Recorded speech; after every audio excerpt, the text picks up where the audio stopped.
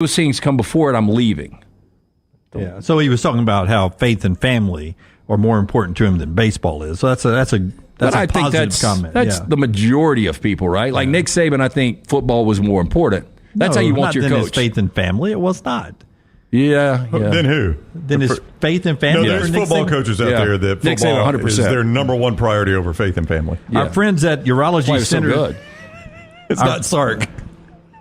Our friends at Urology Centers Alabama want to help you with your urological needs. UCA has over 35 urologists on 16 locations across Alabama treating all your urological needs from prostate health to kidney stones. They'll take care of you. UrologyCentersAlabama.com. UrologyCentersAlabama.com to schedule an appointment today. Bruce Pearl on the loss of Jalen Williams, what it means for his team down the stretch here in the SEC race towards tournament time. Again, not season ending. This is after the game Saturday night. Well, I mean, Jalen Williams is Auburn's all-time winningest player ever, and by a bunch of games, right? And he's having a phenomenal, senior season. And it's not like I'm not giving the scouting report away, but when Jalen Williams has played well, we've won. And he's only really not played well in about 4 or 5 games. Those happen to be the games we've lost. The math's kind of scary. So give Jalen Williams credit, but the depth on his team and the chemistry on his team, we'll put it together. We'll get something. We'll be ready for the next one. Again, the math he's talking about, I mentioned earlier. 10 points against Mississippi State, 6 against Florida, 7 against Bama, 6 against App State, 4 against Baylor, and 3 in 26 minutes before he's injured against Kentucky. If he doesn't get up into the double digits pretty high, the team has lost some basketball games this year. It'll be interesting to see how long he's out. I mean, do you guys put Georgia and the somewhat losable, extremely losable, on the road, unlikely losable? I mean, what category, though, is I'm asking? I'd put How would you categorize it? I would go, I would say 6 to 7 out of 10 Auburn wins. I would say 38%, so that's about the same. Okay, 6 to 7. And the number will be Auburn. 38% Auburn loses. 4.5. 4.5, yeah. 4.5 is a skinny number. Yeah. It'll be a small number. It's hard to go on the road. I know Georgia's record's not there. It's a tough place to play. Remember, Alabama barely had to battle back from double digits most of the game to get out with the win. Just tough to win on the road in the SEC. There's no doubt. Yeah, and then Tennessee. I mean, Tennessee even with Jalen Williams playing in that game, you've got your hands full. Yeah, it's going to be a tough game. Tennessee had nobody as an opponent this week and just mowed through Vanderbilt and Arkansas. I think were their 2 wins, 25 and 30 points this past weekend.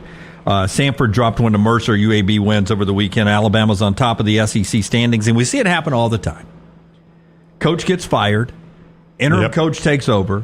And that happened at Ohio State, and they go out and beat Purdue 73-69 with an interim coach. How does that happen all the time? It seems like it happens all the time. It's just, I mean, the only way you can explain it is the players they internalize it, they rally, let's prove them wrong. They shouldn't have fired our coach. And you just want to say, if you'd have played like that all year. Yeah, he wouldn't be fired. Or maybe they didn't like him. They're like, let's go. Maybe that's it. He's gone now. Let's go play better. But you're right. It's almost... Like when I saw after he got fired, Holtman got fired, that they played Purdue next. Part of me thought that's probably a pretty good play. We gave it out plus 8.5. I saw it.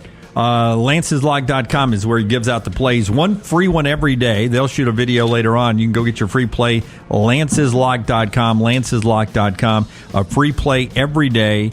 Even when it's not football or basketball season. For baseball, he'll throw occasional hockey out for you. Lance'sLock.com. We're back with you tomorrow at 9 a.m. Central Time. Daytona 500 this afternoon. I'm going to take a flyer on Allmendinger. AJ. And then Denny Hamlin. Those are my 2 Put them in a parlay. I may do that. MyBookie.ag. Until next time, God bless you and God bless America.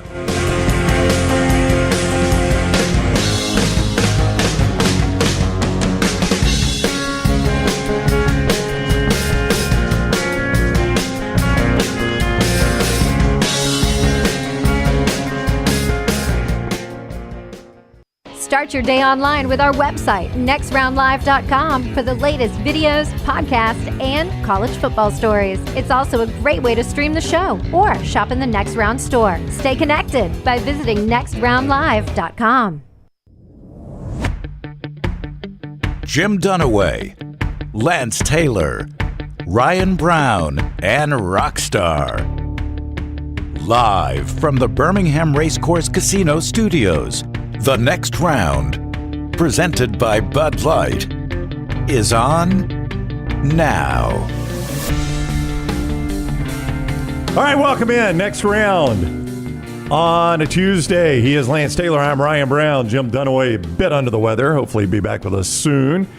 Instead, his mannequin from nextround.store occupies his seat. Nextround.store to get all the gear. It's a good-looking mannequin right there. I like that shirt, by the way. It's one of those Nike dry fit. You like the hat more? Yeah. Somebody texted me and they had gotten that dry fit and they said they absolutely love it. I don't like doing logo on logo though. Well, yes, you try to avoid that, obviously, and I think I probably would out in the wild as well. But we, that's I get it. Yeah, that is if you're a Georgia fan, that's a sharp hat right there. That looked great in Sanford State. I look great anywhere, but certainly in Sanford State. I would agree. I do like that patch, and I like the white behind the patch. Yeah. Good looking hat. I agree with you 100%. So nextround.store is where you get any of those things. We appreciate you joining us today. As I said, hopefully Jim will be back with us soon. We got a lot to get to today. Auburn Associate Head Coach Stephen Pearl makes his weekly visit with us after a tough Saturday for the Tigers, but not a demoralizing Saturday, according to Bruce Pearl. When the last time you've been demoralized? That's a good question. Demoralized, Lance. I probably over silly stuff. Like, I don't know that I've ever been demoralized over serious stuff. You know what I'm saying? Last time you hit your steering wheel. I haven't done that in a while. I've just not been in a serious situation. You know what I did? We were coming back from Mobile. So my daughter is in school at South Alabama. One of the worst drives in the world, terrible, by the terrible. way. Yeah. So there are two places where we always stop. One is either the Love's Truck Stop in Pintlala. I don't know if you know where that is, but just south of Montgomery. Or we stop at Priester's Pecans right there. It's about 20 minutes past that truck stop. Yeah, overrated to me. Well, it's just got good bathrooms and a cold drink. That's all I get there. I'm not getting pecans or anything. I started a new show called The Tourist. Have you guys heard about this? The Tourist? Yeah. No. I've seen a trailer for it. Yeah, so it's the dude that was in 50 Shades of Grey. I never saw 50 Shades of Grey, but I saw a show he did, a British show on BBC called The Fall with Gillian Anderson. So the Jamie Dornan. Anyway, the premise is he gets in this wreck, wakes up in a hospital, and has no idea who he is. Oh, wow. Yeah, so it kind of plays out. He's on the run from his past, which... Right. I don't who's know, not, what who's that not on TV. all entails. Yeah. But one of the opening scenes is he's in this ratty ass bathroom in the Outback. Okay, and not an Outback Steakhouse, no, but in the I was telling Maddie, I was like, I've been in bathrooms that look that bad on the way to the beach. Oh yeah. So back to your point. Well, Love's has good soft drinks. I can get a cold Diet Coke on tap.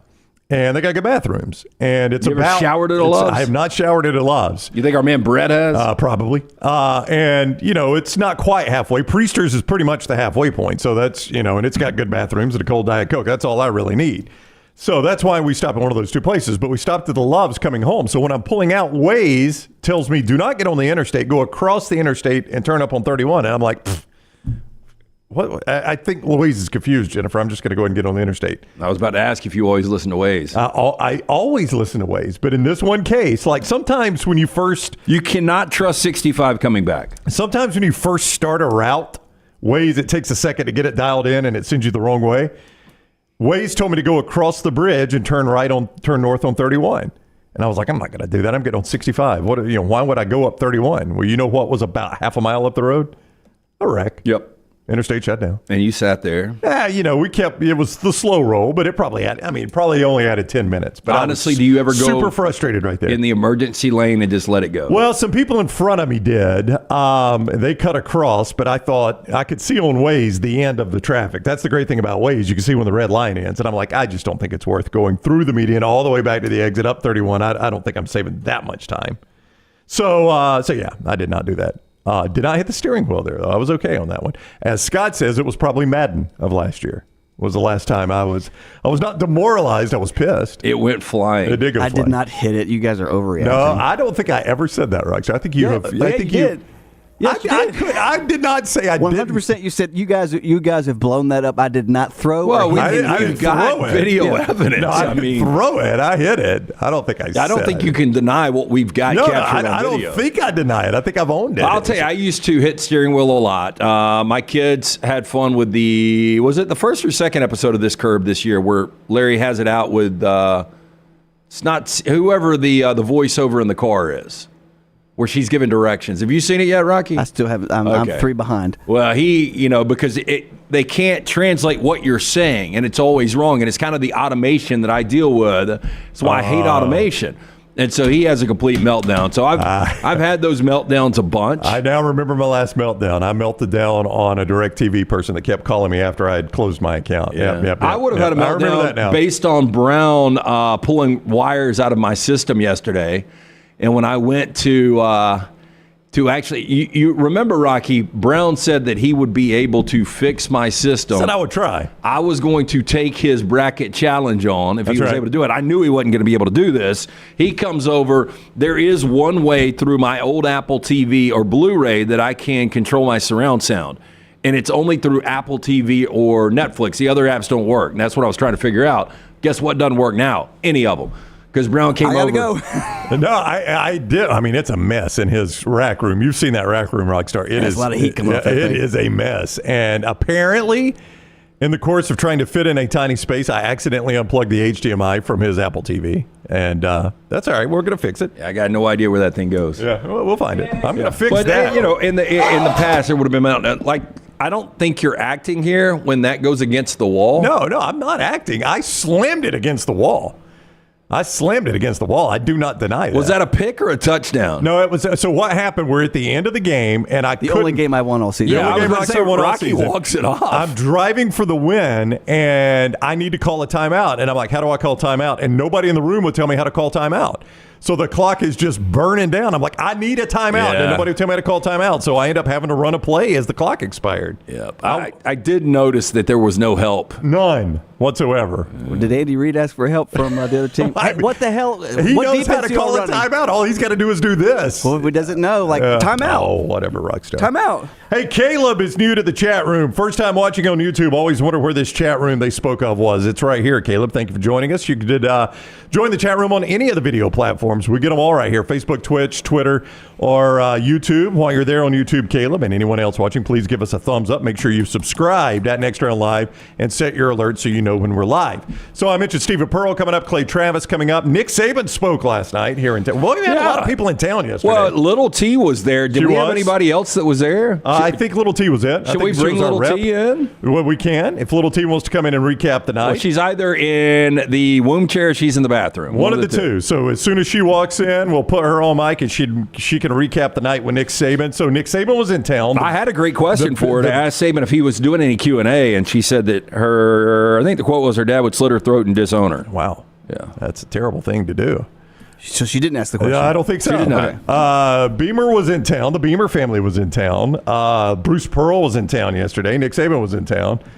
Oh, Taylor's getting a water. Be careful with that. Ration those. Yeah, ration those. Make it last, Little T. Yeah, Make it we're last. down to 2. So Little T's going to plop down in Dunaway's chair here, and she's going to tell us about the night. Or you can just stand there, either one. You don't have to move the mannequin. It's up to you. Entirely up to you.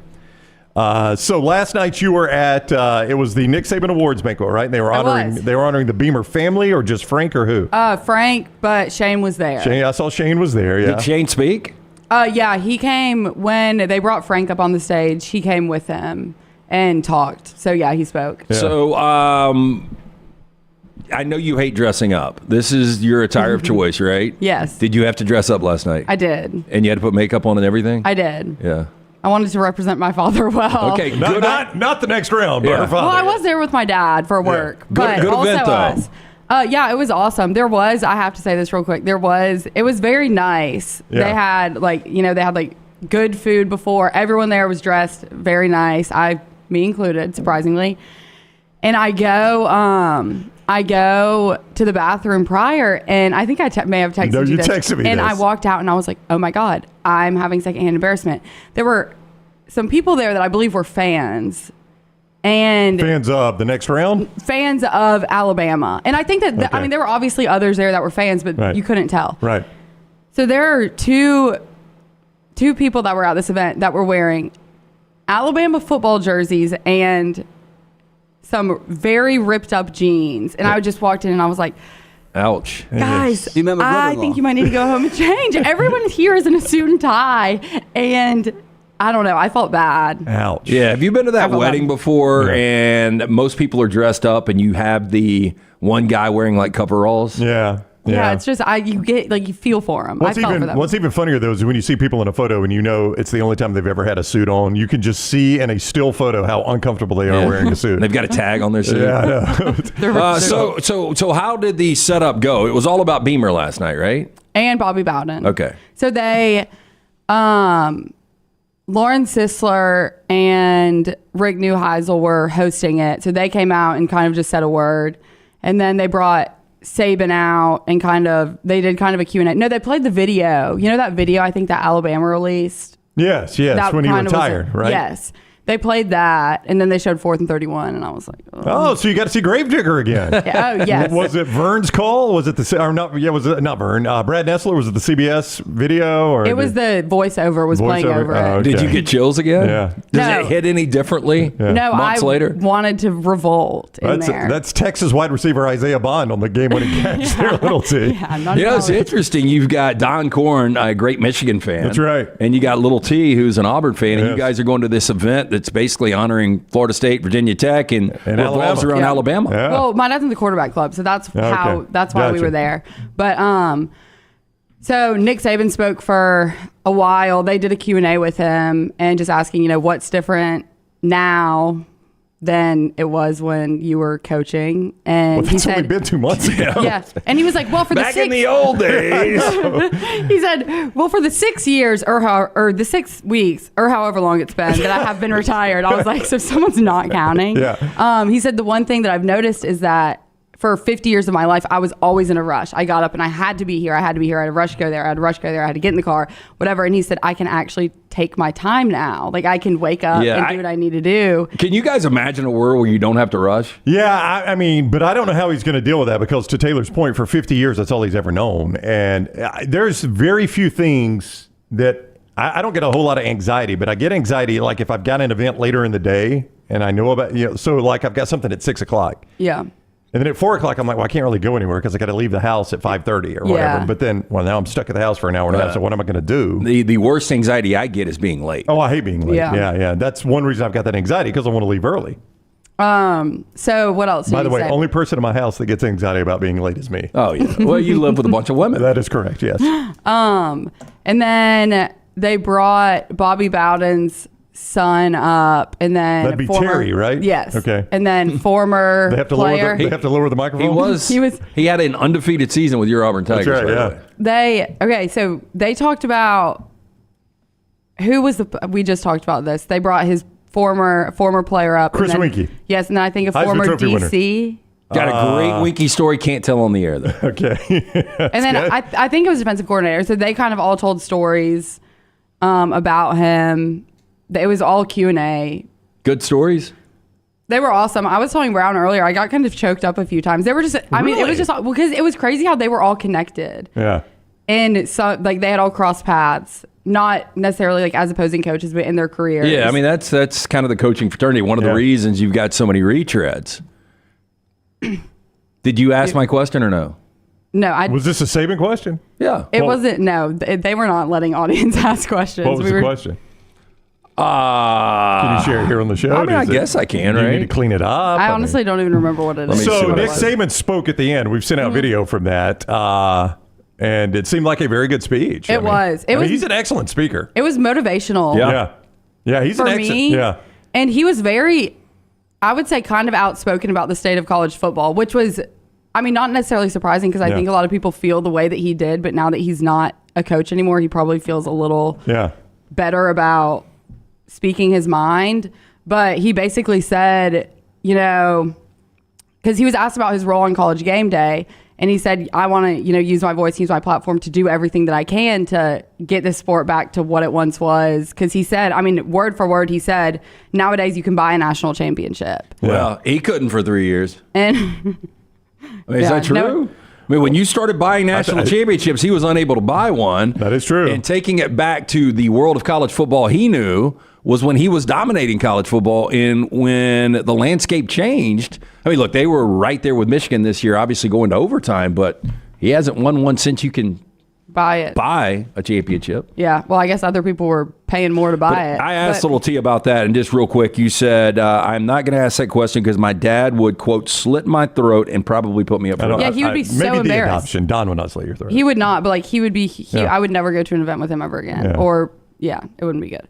Nick Saban does not need the money. He's got several high-end automotive dealerships. He made good money in Alabama. He's in some business ventures, real estate, and stuff like that. He does not need the money. Printing money right now. But he could make money, and you saw this last night, doing corporate speaking. Oh, he was incredible. Yeah, and so was Miss he's Terry. very good. Yeah. Oh, Miss she Terry. spoke too. Yeah, so they brought her and I think it would be more impactful if you had the two of them tour together. Yeah, I think they could make really good money doing that if they wanted to devote the time to it. Now, they don't necessarily have to do that. And she was incredible also. They talked a little bit about Nick's kids, and she also talked about what it's like having him around more. Yeah. You've seen him more in the last 2 weeks. Yeah, probably in the last 50 years. The last 50 years combined. But she said that she misses it too. She was like, I loved the players, which I think we saw with Terry on. Yeah. And so she was like, I miss it. She was like, I love football. I love it. But she said, I mean, I enjoy watching on TV. But I mean, something that everyone that's out of the coaching profession now said is they just miss the relationships with the players. They're like, that's just something that you can't, you know. See, I can't imagine loving something so much and how bad it would hurt giving it up that day you give it up. Yeah, it's got to suck. Something you've invested that much of your life into. Because what is the percentage of the workforce that actually is like, oh, I cannot believe I can't go to work tomorrow? Less than 1%? Like, I think you're in that category. I think if we shut this down tomorrow, like, you would be heartbroken. Yes, I would be devastated. Yeah. Like, I don't like missing work. I'm just saying, even if we all got big checks to shut this down. Yeah. No, like me and Brown, I think we would. Rocky, I know, would be completely fine. Yep. I think Forrester would. What are the percentage of the people up here? Dunaway would be a wreck. Little T would be a wreck, but I think that might be it. I think everybody else would be kind of content.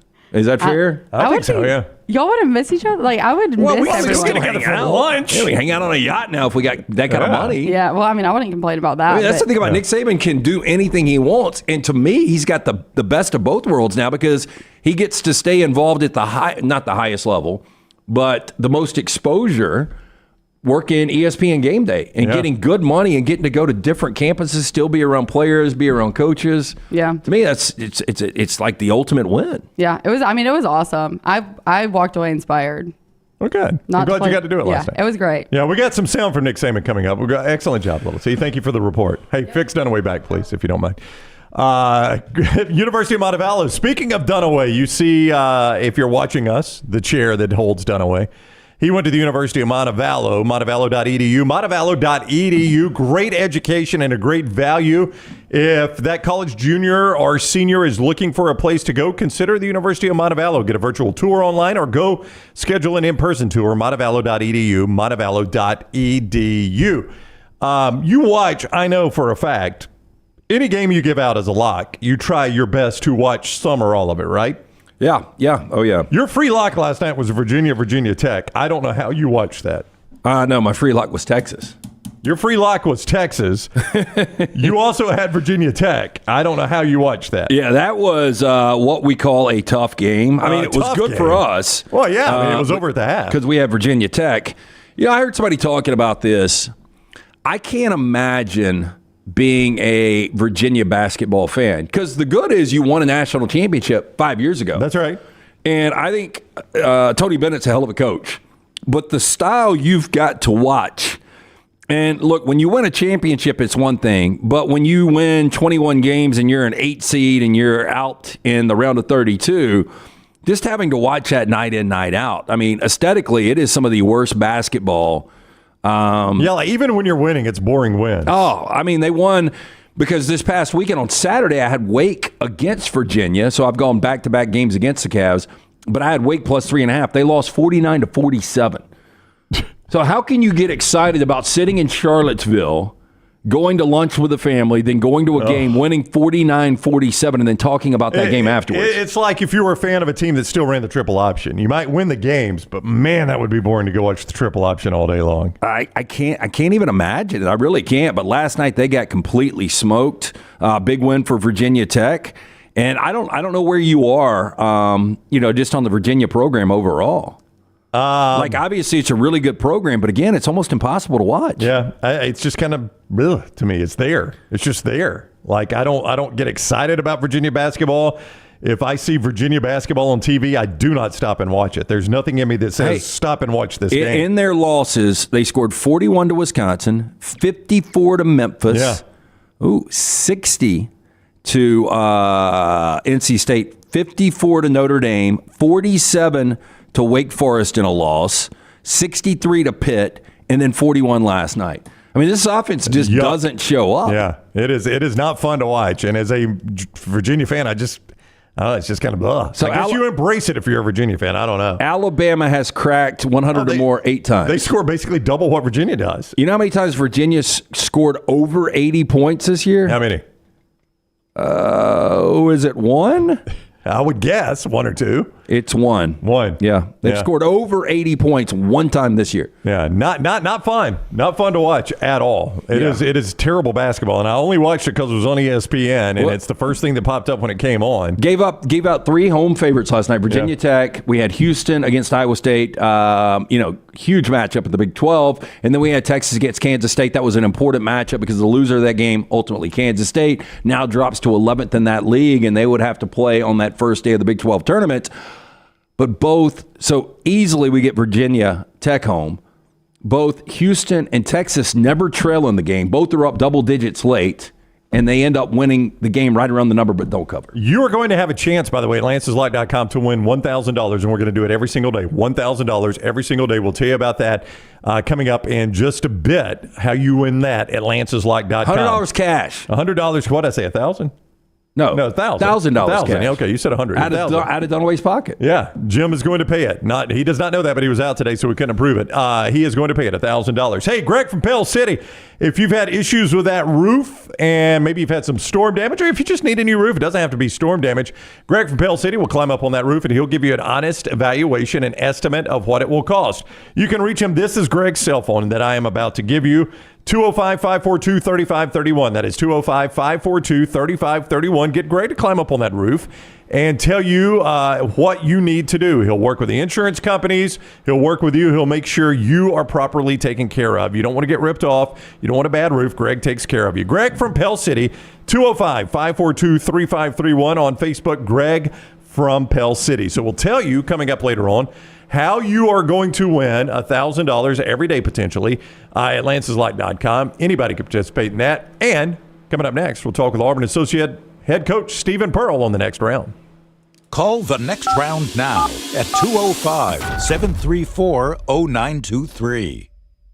There are so many things I love about walk-ons. Authentic, mouth-watering Louisiana cuisine, prepared fresh, daily from scratch. A great beer selection and TVs everywhere to watch the big game every day of the week. And of course, they've got 2 great locations on Highway 280 and 119 and at Hoover near the Hoover Met. Walk-ons is also a great place for happy hour, 2 to 6 Monday through Friday with $5 moonshine swirls, $5 house pours, and half-price appetizers. And it's an easy take-home experience for the family as well. Highway 280 in Hoover with walk-ons. Remember the name Way to Wellness if you're battling weight loss in your life. I'm Jim Dunaway from The Next Round. There was a time I was over 216 pounds until Way to Wellness helped me lose 45 pounds, and now for over 2 years, they've helped me keep that weight off. Here's their website, aplanforme.com, aplanforme.com. That's a great name for a website because there's no cookie-cutter plan. Everything is designed specifically for you. No contract, no sign-up fees, and your first consultation is free at Way to Wellness. Ready to swap from your current auto or RV loan provider and drop your interest rate? Now is your chance. With Legacy Credit Union's annual swap and drop promotion, you can swap your current loan and save with Legacy in minutes. Whether you're a member or a potential member, Legacy Credit Union is here to help you drive into savings. Go online to swapanddrop.com or visit one of their 9 locations to take advantage of this incredible offer. Limited time offer, terms and conditions may apply. See Credit Union for details. Federally insured by the NCUA. Hey, there's nothing worse than waking up to a plumbing problem. Don't get caught in a flooded house. Call the guys at Hemp Hill Services. Adam, Chad, and the team at Hemp Hill are the only ones I trust to fix it and fix it right the first time. Hemp Hill Services does it right and always at a fair price. For all of your plumbing, cooling, and heating needs, trust the name that Birmingham has trusted since 1954. That is Hemp Hill Services. Call now, 205-229-2090. That's 205-229-2090. Follow Next Round Live on Twitter, Instagram, Facebook, and YouTube. The social media team at Next Round Live is dedicated to giving you daily news conferences and practice video from UAB, Alabama, Auburn, and around college football. Follow and compare to the sites you used to visit. You'll also get the latest highlights and news from the Next Round Daily Show. Turn on the notifications so you don't miss a thing. Next Round Live on Twitter, Instagram, Facebook, and YouTube. See more at nextroundlive.com. Did you know that colon cancer is the second leading cause of cancer deaths in America and that it affects men and women equally? If you're older than 45, Rump Shaker encourages you to talk to your doctor about screening options that are available. Colon cancer is preventable, treatable, and beatable, but early detection is the key. For more information, please visit us. Go to rumpshakerinc.org. Also, 6th annual Rump Shaker 5K coming up Saturday, March 23rd at Regents Field. You can register online, rumpshakerinc.org.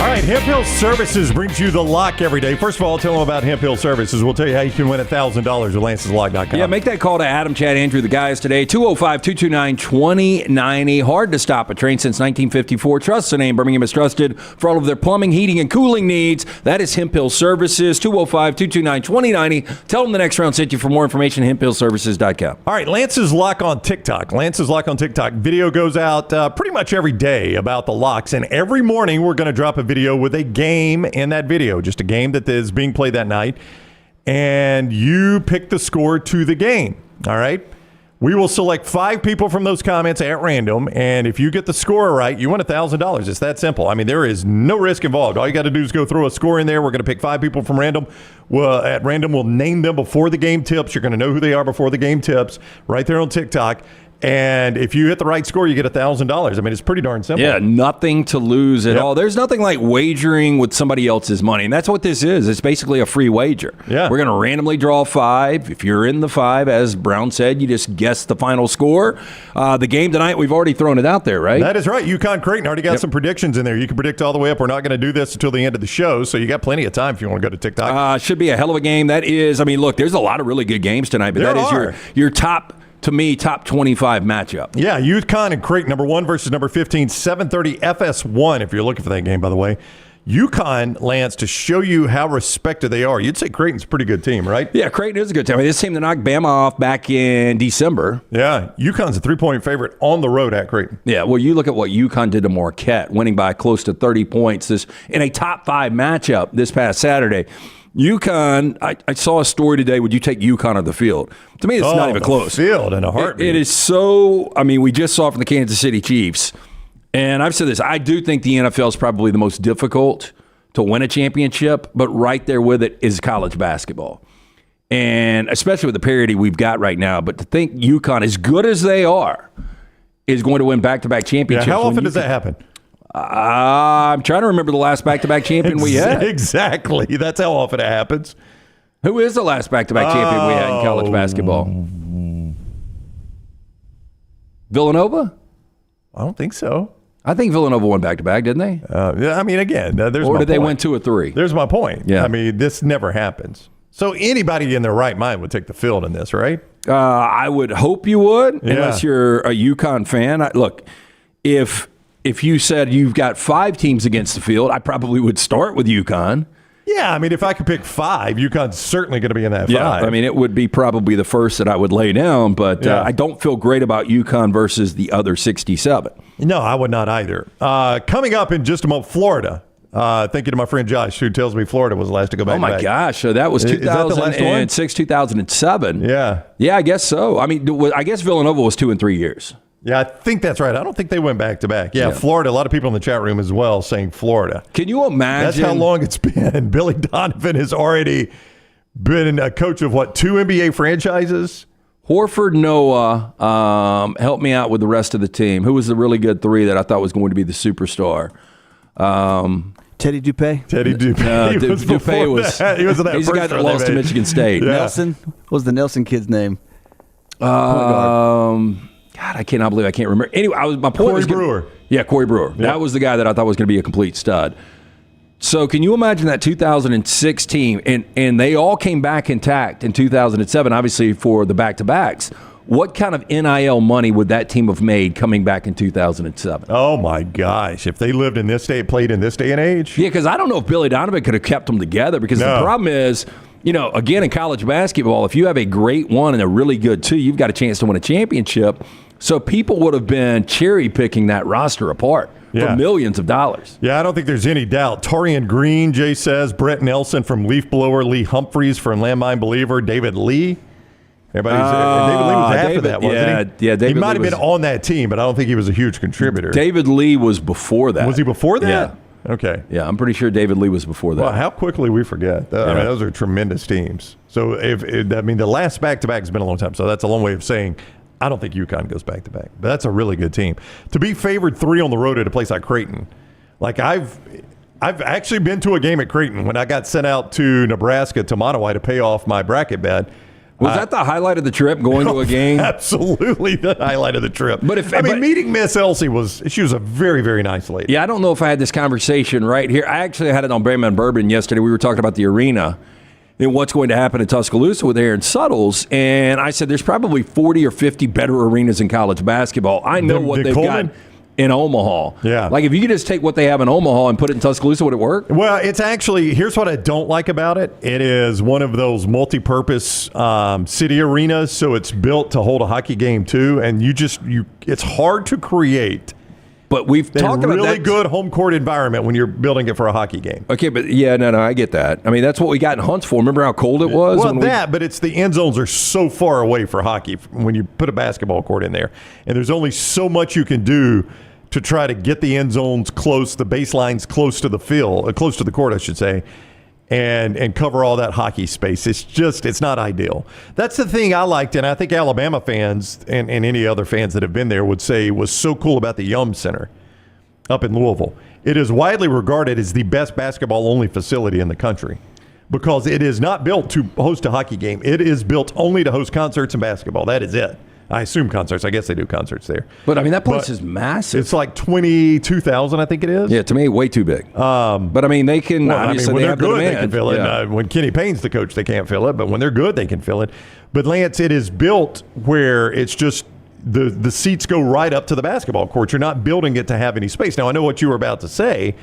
If the city of Tuscaloosa is building something or if a private firm is building something in Tuscaloosa, I don't think they would build it to host hockey. I don't think you would think, let's make sure we got hockey space in there. You're never going to have a hockey game in Tuscaloosa. I mean, that's what I would build for is basketball, that's the right. primary, and concerts. and then concerts. Yeah, basketball and concerts. Yeah. I mean, I build it so it's the best looking basketball arena there is and with concerts in mind. How big was the joint in Creighton? I want to say like 15,000, 16,000. But the night I went, they were playing Providence. So Scott, actually, look at Scott, how quick he is. He's showing you a photo of it. It's a great-looking arena. But, all right, see what I'm talking about, though? See how much space you've got to fill? So what they do, it looks like, is they push the court up against one section of stands, but then they try to fill with the other section, and it creates just some bad seating angles. Yeah. And it's just but it was a heck of an atmosphere. I mean, the place was packed the night I was there. Symmetrical. I mean, it's completely off. That's going to bother you a little bit. It's not as bad as when the only Final Four I ever went to was, believe it or not, Florida, when they won the championship, when they played Ohio State. So that was in Atlanta, and that was in the old Georgia Dome. And the setup for basketball there was awful. Hey, Rockstar, real quick, Stephen Pearl says he did not receive the link. If you want to try to send him a new link there, I'll tell him it's on the way. Sorry to do that live, but he is waiting, and I told him it's on the way. All right, so we'll have Stephen Pearl in just 1 second. No, but that's the thing. They were playing Providence, Lance. The place was packed for a Providence game. Good atmosphere, and I was saying all that to say UConn at Creighton. It's a tough place to play and be a 3-point favorite. As we go to Stephen Pearl, another great event coming up is the Rump Shaker 5K. It's a great event and a great fundraiser. Yeah, look, very important that you hear this. Did you know that colon cancer, the second leading cause of cancer deaths in America, it affects men and women equally? If you're 45 or older, Rump Shaker encourages you to talk to your doctor about screening options that are available. Colon cancer is preventable, it's treatable, it's beatable, but early detection is the key. For more information, visit them, rumpshakerinc.org. Remember, the big event is coming up March 23rd, Saturday, March 23rd, the 16th annual Rump Shaker 5K. It's going to be at Regents Field. For more information to get registered, go to rumpshakerinc.org. All right, time to talk some basketball. Stephen Pearl going to join us in just 1 second. The Auburn Associate Head Coach with us now on the JohnstonRVCenter.com hotline. Apologies for the delay there, Coach. Hope you're doing well today. All good, fellas. How you guys doing? Doing awesome. Thanks a lot. I know it was a disappointing loss. Your BP did not like it being characterized as a demoralizing loss. So can you also comment on that? You know, it was just you caught Kentucky on a really, really good night. Yeah, I mean, that if they played like that every night, you know, with that effort and that energy, you know, they'd be a lot better than 18-7 right now.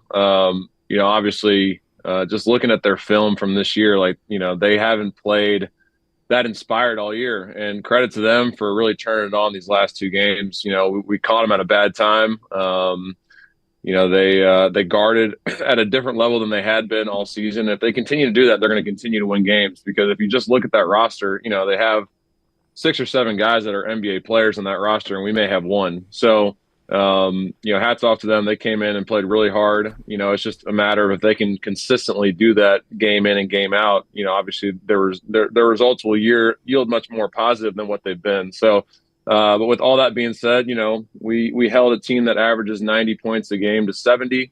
So defensively, I thought we did a pretty good job of guarding them, keeping them out of transition, turned the ball over a little too much, but like we've talked about week in and week out, you know, when we miss wide open shots, we're going to have a hard time winning basketball games. And, you know, if you 4 for 22 from 3 and, you know, watching the film multiple times, you know, I would say of the 18 misses, 10 of them no one was within a couple feet of our guys. So our guys have got to step up and make those shots for us to win big games like that. Hey, the sad reality when a major piece of a team goes down with an injury, the automatic fan reaction is, oh my God, our season is over. But when you guys are, and obviously Jalen, the situation isn't as bad with the injury. It looks like he's going to be able to come back. But initially it looked like it could be really bad. And when a player goes down, the perspective of a teammate, a coach, what is that initial feeling when you see that and you think this guy could be done for the year? Yeah, I mean, you don't really have time to let that set in until after the game. So, like, while we're in the heat of the moment, it's about trying to figure out who we want to put in next, what the rotations look like, what adjustments do we have to make with Jalen not being in the lineup for this game. In the moment, unless you, like, know for a fact that, you know, obviously he's out for the year, like, you don't really, like, worry about that in those situations. You kind of just have to get on to the next play. So, you know, obviously it was a huge hit for us because, you know, he goes up, you know, tries to make that play. Obviously gets fouled, should have been at the line for 2 free throws, and Kentucky then proceeds to go on a 9-2 run. So it really kind of sucked all the energy out of the building, you know, when that happened. There were multiple swings in that game that kind of didn't go our way, but that was a big one because, you know, obviously 2 free throws right there, I think would have cut it to 5 or to 3. And, you know, we'd had a little momentum going, and then Kentucky, you know, was able to kind of seize momentum moving forward. So, you know, obviously we have a ton of confidence in Chaney Johnson to be able to step in to those minutes and finish the game. And, you know, I think the biggest thing is our depth's been our biggest strength this year. And it's something that's going to have to carry us while Jalen's out. You know, obviously I'm thrilled for Jalen because, you know, he's such an amazing kid and he's contributed so much to this program that, you know, that's not a season ending, but even like a 6 or 8 month deal to where after the season, he's not able to at least get ready for the next level. So, you know, obviously the news that we got out of his MRI couldn't have been any better. You know, obviously would love to have him back this year, but more so just thankful that it wasn't more serious than what it actually was. A few more moments with Stephen Pearl, Associate Head Coach, Auburn basketball, on the JohnstonRVCenter.com hotline. So with all that said, good time or bad time for the midweek bye, do you think? I mean, good time just because, you know, if you look at our last 8, like we've played 6 quad 1 games in our last 8. And just to like put that in perspective, Kentucky's played 4 of their last 8 in conference, and Tennessee, Alabama, Florida, and South Carolina have played 3 quad 1 games in their last 8 games. So, we've played twice as many quad 1 opportunities as 4 of the 5 teams that we're competing with at the top of our league. So we just went through a ridiculous gauntlet of a schedule. And South Carolina, who was ranked 11th at the time, wasn't even a quad 1 game. So 7 of our last 8 games have been just, pretty ridiculous. So, our guys needed a time to kind of obviously get healthy, rest up a little bit, and get prepared for the next one. But, unfortunately, Jalen getting hurt, that obviously hurts us a lot. But for it to happen on a bye week, it at least gives you another couple days to, mess with lineups and figure out who we're going to play behind Chaney and how we're going to do that. So it happened at a good time considering the circumstances, because it allows us a little more time as coaches to prepare for what it's going to look like without Jay Will these next 5 games. Stephen, every time we have you on, or we have Nate Oates or Andy Kennedy, you guys are always looking at your sheet next to you. And analytics and metrics have become so important in the game. And if you go back to when your dad was, even at Tennessee, I don't think they were nearly what they are right now. How much more beneficial is it to have that right there?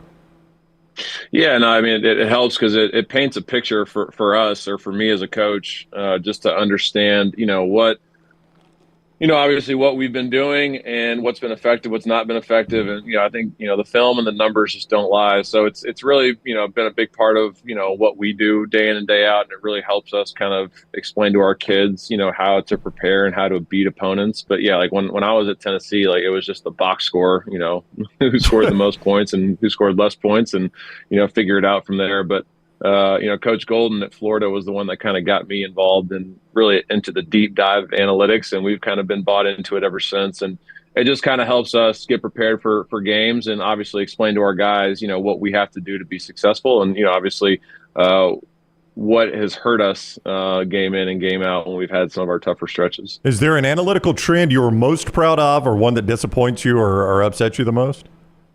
I mean, I would say that the biggest thing for us has just been, minus the Florida game, like our defensive effort, has been what's kept us in games. You look at our three of our road losses, or 3 of our losses in conference play, Alabama, Mississippi State, Kentucky, like we guarded pretty well in all 3 of those games, and at least gave us a chance to hang in there and be in those games. The only game that we didn't play well, and I just talked to Coach Golden on the phone, and he was saying, we played our best game of the year, you guys, when we played them at Florida. For the most part, though, our defense has kept us in games. So that's probably what I'm most proud of. We're 4th in the country in defensive efficiency. But obviously, the one stat that we're most disappointed in is our shooting in games that we've lost games. And we looked at how we constructed this roster in the offseason, and we brought in guys that are capable of going and beating South Carolina by 40. At home, and then obviously having games where we struggle to shoot the ball. So we just got to find a little more consistency from 3. It's not like last year's team where it just kind of wasn't there throughout the season. Like we've shown games where, making double-digit threes is a pretty easy task. And then we'll have games where we just, we don't shoot it very well. So we got to find a way to be a little more consistent in our 3-point shooting and being able to knock down open shots. So if you're keeping score at home, you've called Florida's best game and Kentucky's best game is what we think here. Yeah, I mean, I just think, it may not have been Kentucky's best game, but it was by far their best effort of the year. Yeah. And anyone that sits down and watches basketball, will tell you that. Like they played inspired. They were like they played like they had to win that game. And I don't think our guys didn't play that way. I think our guys played really hard in that game. But I think 2 of our 4 losses in conference play, we probably got their best shot. But that's what's going to happen, when you're ranked, when you're at the top of the league. Alabama and South Carolina experienced it with us most certainly when we beat them by 40. Kentucky experiences it pretty much every night. So that's just life. Being ranked and obviously being one of the better teams in your league is you're going to get the other team's best shot. So you can't get too high, you can't get too low in this league because some of the other teams in our league are fixing to find out because they have some tough stretches coming up here pretty soon as well. That it's just really hard to win games, and you're going to get your opponent's best shot when you're around the top of the league. 5:00 SEC Network tip for Auburn at Georgia there in Athens Saturday. Coach, thank you very much for the time. We'll see you next week. All right, fellas. Appreciate you. All right, War Eagle. take care. That is Coach Stephen Pearl, the associate head coach of the Auburn Tigers, joins us this time each week. We greatly appreciate him doing that. At Georgia, at Tennessee, it's a tough stretch. I mean, Georgia's not great. No, you would have thought Georgia would be a break, but I think Mike White, for a minute, it looked like, I don't know. I thought he underachieved at Florida. No, I don't think there's much down on Yeah, that. and I can't believe how difficult this Georgia job seems to be. Yeah, I know. But, I mean, really, not many people. Hugh Durham won a little bit there. Jim Herrick, and there might have been a reason, won a little bit there. But yeah, but I think Stevens' old man is an example if you get the right guy. I mean, there was Tubby a time Smith won a little bit there. We were doing a show where Auburn was the most difficult job in the SEC. Yeah. And if you can win at this level at Auburn, if you get the right guy at Georgia. But, I mean, you look, Jim Herrick won a national championship at another school, couldn't do it. Tubby won a national championship at another school, and the best both those guys could do is, Sweet 16 Yeah, but I don't think they could cheat as much in Athens for whatever reason. I think Jim Herrick did. He tried. He tried, yeah. I just don't think Athens wanted to open up the wallet as much for for basketball as they did football. Yeah, it is a weird job. There's no doubt about that. All right, we appreciate Coach Pearl joining us. A reminder, when it comes time to remodel your home, A-Plus Tile Home Remodeling is the place to go. That is my man, Brad Bell. I'm going to tell you what Brad specializes in, but I don't mean to indicate this is all he does. Any home remodels, he could take care of it, but here's what he specializes in, and this is important. Master bath, kitchen, and master bedroom closets. Now, the reason that is important is a couple of reasons. Number one, you are going to enjoy it while you live there. Number two, you're going to get your money back when you go to sell your home. Scott is showing you video of one of the recent updates Brad did to a master bedroom closet. You can see how amazing that closet looks. And if you're listening to us, go back and watch the video on demand because you're going to be blown away at this master bedroom closet. It is terrific. So when it comes time to redesign, remodel the master bathroom like we did at our house, like Lance did at his house, or your kitchen, or your master bedroom closet, you're going to want to call Brad Bell. Here's his number, 205-422-1758, 205-422-1758. Anywhere in Alabama, he can help you out. Call Brad today. That's his personal cell number. So he's going to answer. If he's not working somewhere, he's going to answer. If he doesn't answer, he'll get right back to you. And if you miss any of this, reach out to me. I'll get you in touch with Brad. 205-422-1758, 205-422-1758. Brad Bell, A-Plus Tile Home Remodeling. Everything Alabama, all the time. Subscribe and set alerts at Roll Tide Pods on YouTube and wherever you get your podcasts. Let me introduce you to the new line of Red Wing athletic work shoes. This great new line is perfect for the industrial athlete, the guy who is working on concrete or running through the warehouse all day long. Red Wing Athletics use the same technology found in a running shoe, with soft mesh uppers, a lightweight aluminum toe for protection, and non-slip soles. This shoe is a winner. This comfortable new line of safety shoes are perfect for warehousing and light manufacturing. Plus, the colors look great. Stop by your local Red Wing shoe store, have your feet measured, and test drive a new pair of Red Wing athletic work shoes. Twin Peaks is the best in the game. Here, you're in the red zone for every college rivalry and divisional matchup all season long. I mean, where else are the scenic views as good as your view of the game? Only at Twin Peaks, the #1 sports bar. This hour of The Next Round is presented by the Birmingham Racecourse Casino, now featuring 7 days of giveaways with your chance to win a share of up to $125,000. The more you visit the Birmingham Racecourse Casino, the more chances you have to win. Hey, for all of your IT and printing needs, reach out to our friends at Xerox Business Solutions. Look, I'm still one of those old school guys. I print my notes every single day for the show. If you watch the show here on The Next Round, you see all the notes in front of me. From day one, Xerox Business Solutions, they've been with us here at The Next Round. Local for over 45 years. For all of your IT and printing needs, visit XeroxBusinessSolutions.com or call 205-969-3000. That's 205-969-3000. Legacy Credit Union has the ultimate game changer for your finances. With Engaged Checking, you can earn 3% APY on balances up to $15,000. You heard correctly, 3% APY. But it's not just about scoring with high yields. With Engaged Checking, you can get paid up to 2 days early. That means your paycheck, Social Security, tax refund, you name it, you get it early. So stop sitting on the sidelines and get in the game with Engaged Checking. Sign up today at LegacyCreditUnion.com or visit any 9 Greater Birmingham area branches. APY is annual percentage yield. Terms and conditions may apply. See credit union for details. Federally insured by the NCUA. Hey, Lance Taylor from the Next Round to tell you about our friends at Gutter Cap. Gutter Cap's that patented aluminum cover system that fits over most existing gutters to keep out debris and eliminate that gutter cleaning. It's backed with a lifetime warranty, almost 20-year service record right here in Birmingham. Stay off that dangerous ladder forever. 45% off the retail price now if you call guttercapbirmingham.com. Call my good friend Chris Stewart now, 205-823-2212. Cap it, don't snap it. It's Gutter Cap. It's time to pull the trigger on the Next Round merch that you've been eyeing. We know there's a lot to choose from at nextround.store, so here's a few of our favorite picks. If you want to match LT and Brown, go with the TNR logo hoodie and throw in one of Dunaway's favorite hats. Any of them will do. The Backroom's go-to is the classic logo t-shirt, while my personal favorite is the light blue TNR crew neck. All of these items can be found at nextround.store and are EG approved.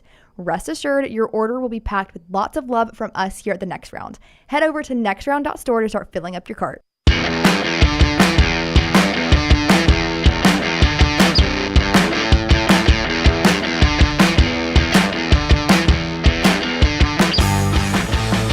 All right, we continue on the Next Round. Thanks, Stephen Pearl, for joining us. Clay Travis is coming up.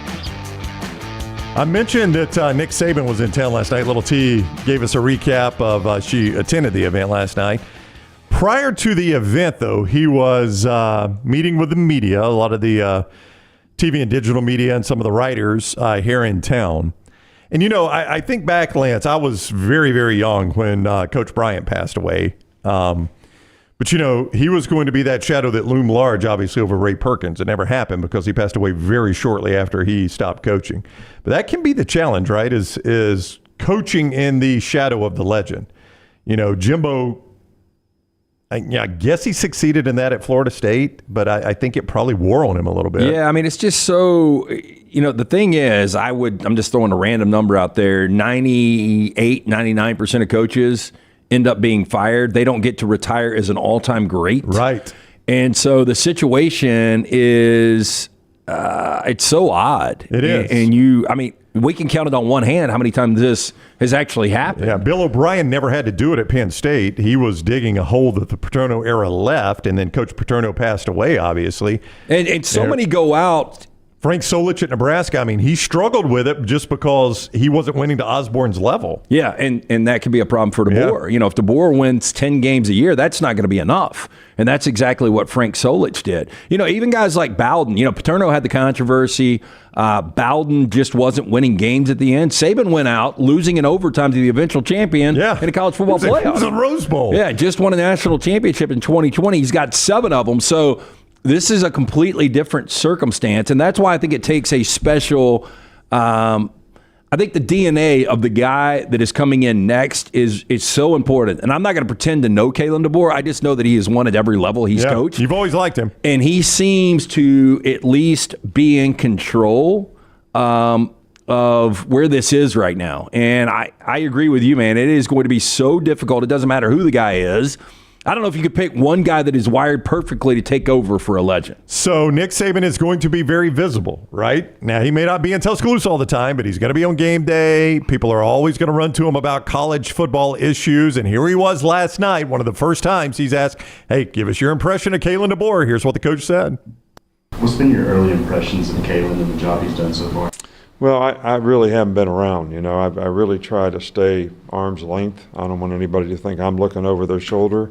I think he's hired a good staff, and I think he's a good man. I think he's a good coach, and I think he'll do a really good job.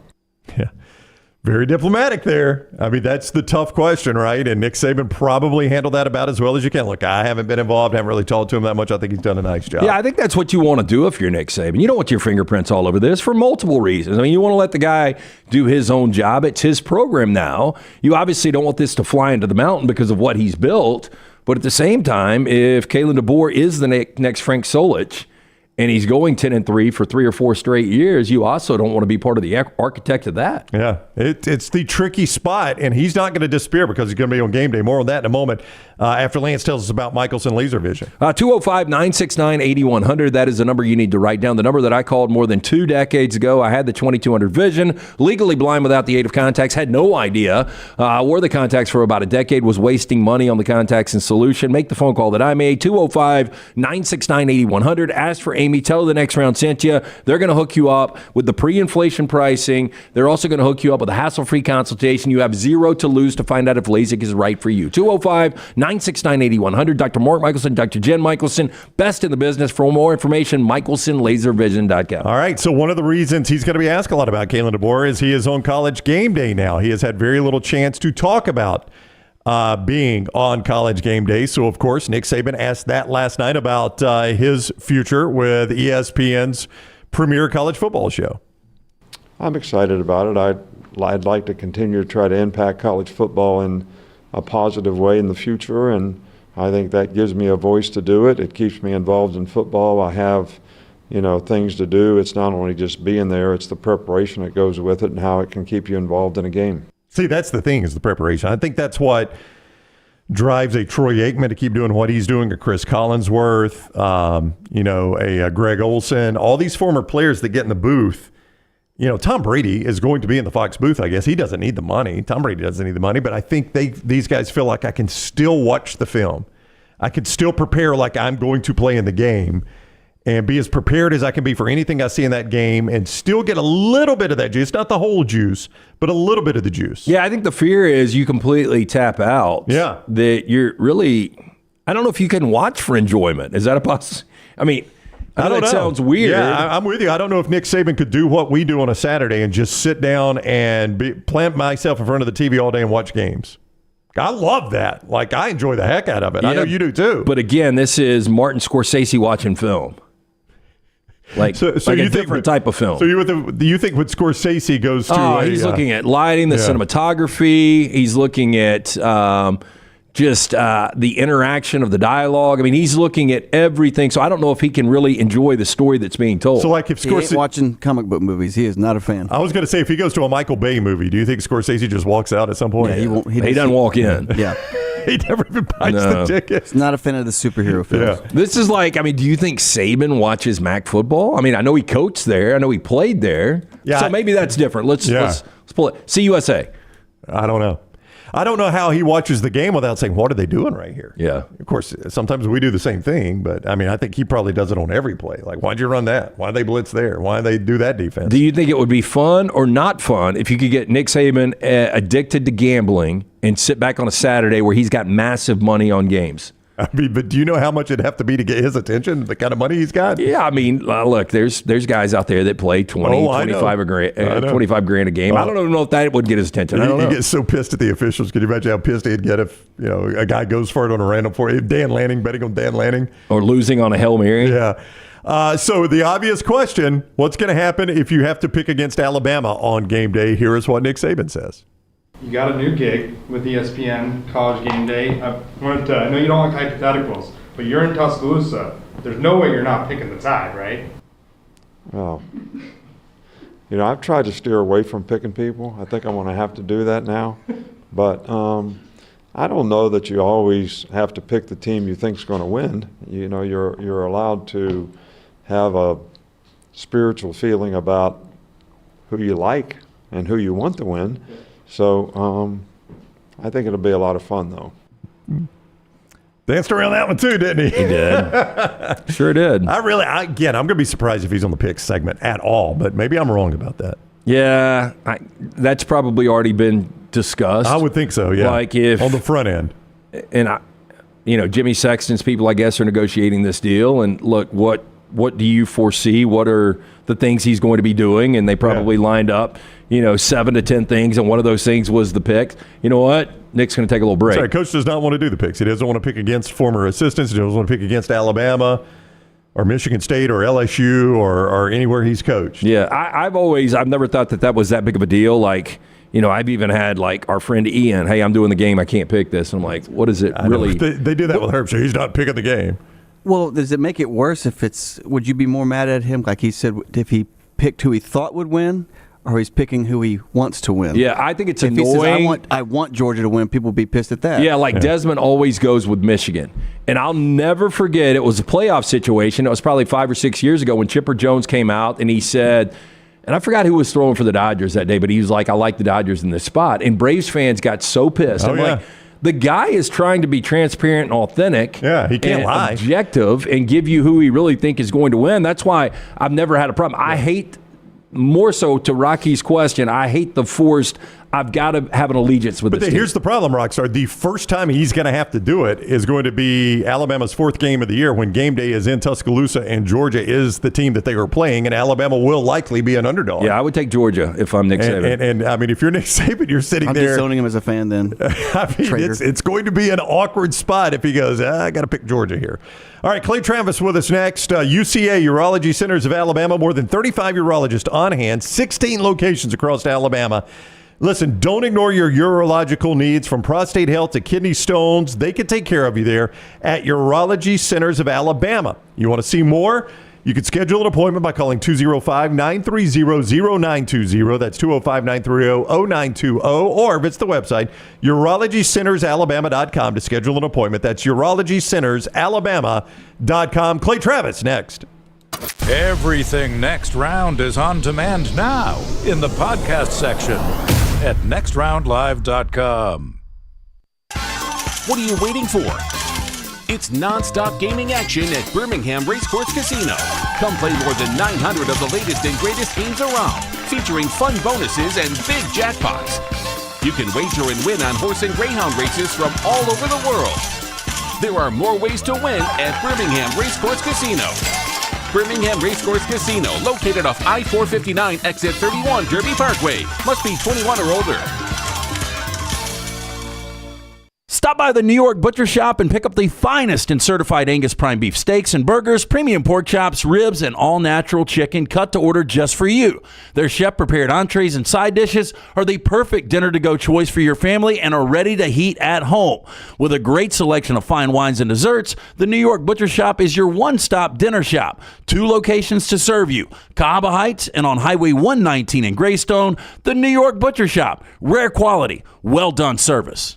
Things fall apart. There's even a book about it, but that doesn't mean you have to break the bank to fix them. Ryan Brown here for the Next Round. Our friends at Mortgage Right have a new renovation option that will make repairs and other home improvements easy. If you've recently purchased a home and find yourself short on cash, or you're looking to buy a fixer-upper, Mortgage Right's renovation loan program can help you spruce up your space. Repairs can be made to your roof, plumbing, flooring, and more with the help of top-notch mortgage professionals. So get your fix by visiting mortgageright.com/TNR. And MLS 2239, Equal Housing Lender. Remember the name Way to Wellness if you're battling weight loss in your life. I'm Jim Dunaway from the Next Round. There was a time I was over 216 pounds until Way to Wellness helped me lose 45 pounds, and now for over 2 years, they've helped me keep that weight off. Here's their website, aplanforme.com, aplanforme.com. That's a great name for a website because there's no cookie cutter plan. Everything is designed specifically for you. No contract, no sign-up fees, and your first consultation is free at Way to Wellness.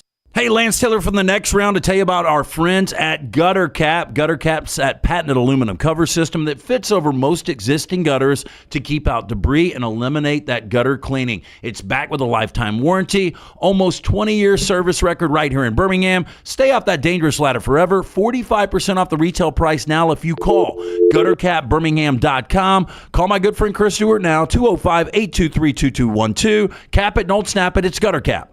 You got to look your best to play your best, and our friends at Bandwagon can help your team find the perfect uniforms for that upcoming season. Bandwagon is with you every step of the way, from developing your team logo design to choosing from their multitude of samples. You name the sport, they can make it happen. To get your uniform journey started, you can shoot them a message on any social media platform or check out their website, bandwagonsports.com. That's bandwagonsports.com. Next Round listeners, it's time to jump on the bandwagon. Jim Dunaway, Lance Taylor, Ryan Brown, and Rockstar. Live from the Birmingham Racecourse Casino Studios, the Next Round, presented by Bud Light, is on now. Clay Travis coming right up. Happy birthday to our buddy Charles Barkley. How old is Charles today? 61. He's coming 61. Up in 4 downs, by the way. Is he now?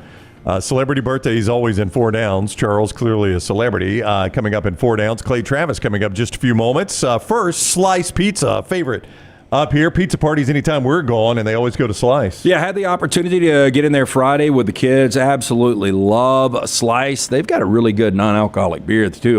They only had one, so I don't even know what it was.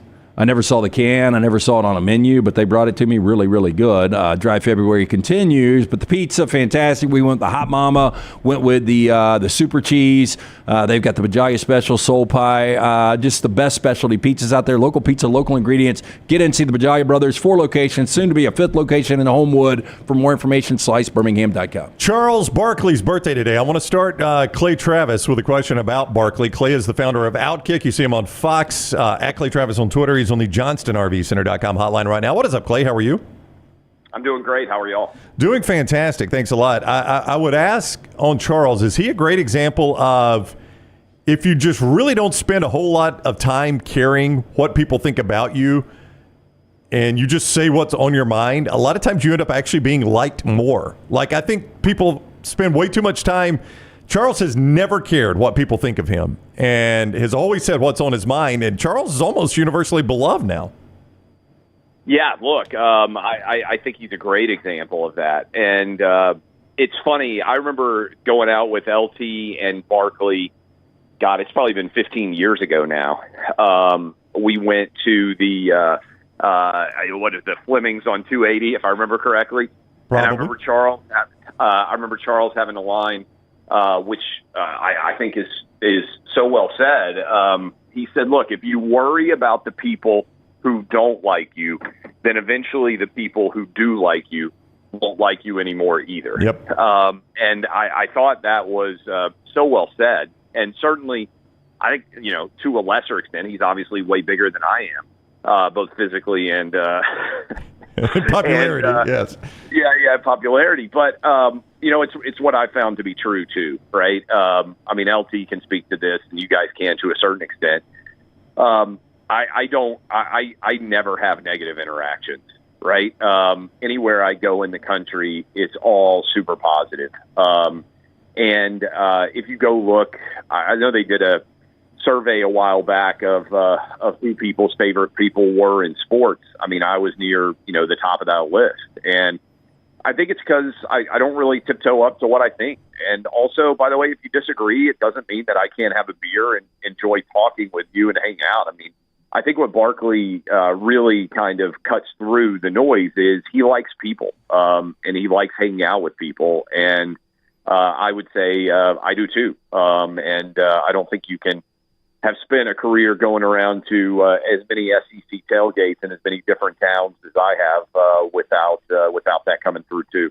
We were talking about retirement earlier, and Nick Saban spoke in town last night, and we were talking about, how difficult it was for him to shut it down, but now he's still going to be close to the game.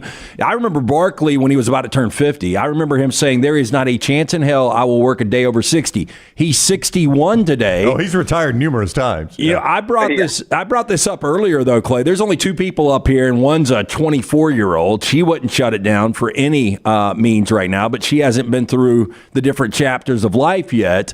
Dunaway's just one of those weirdos that, he just wants to work.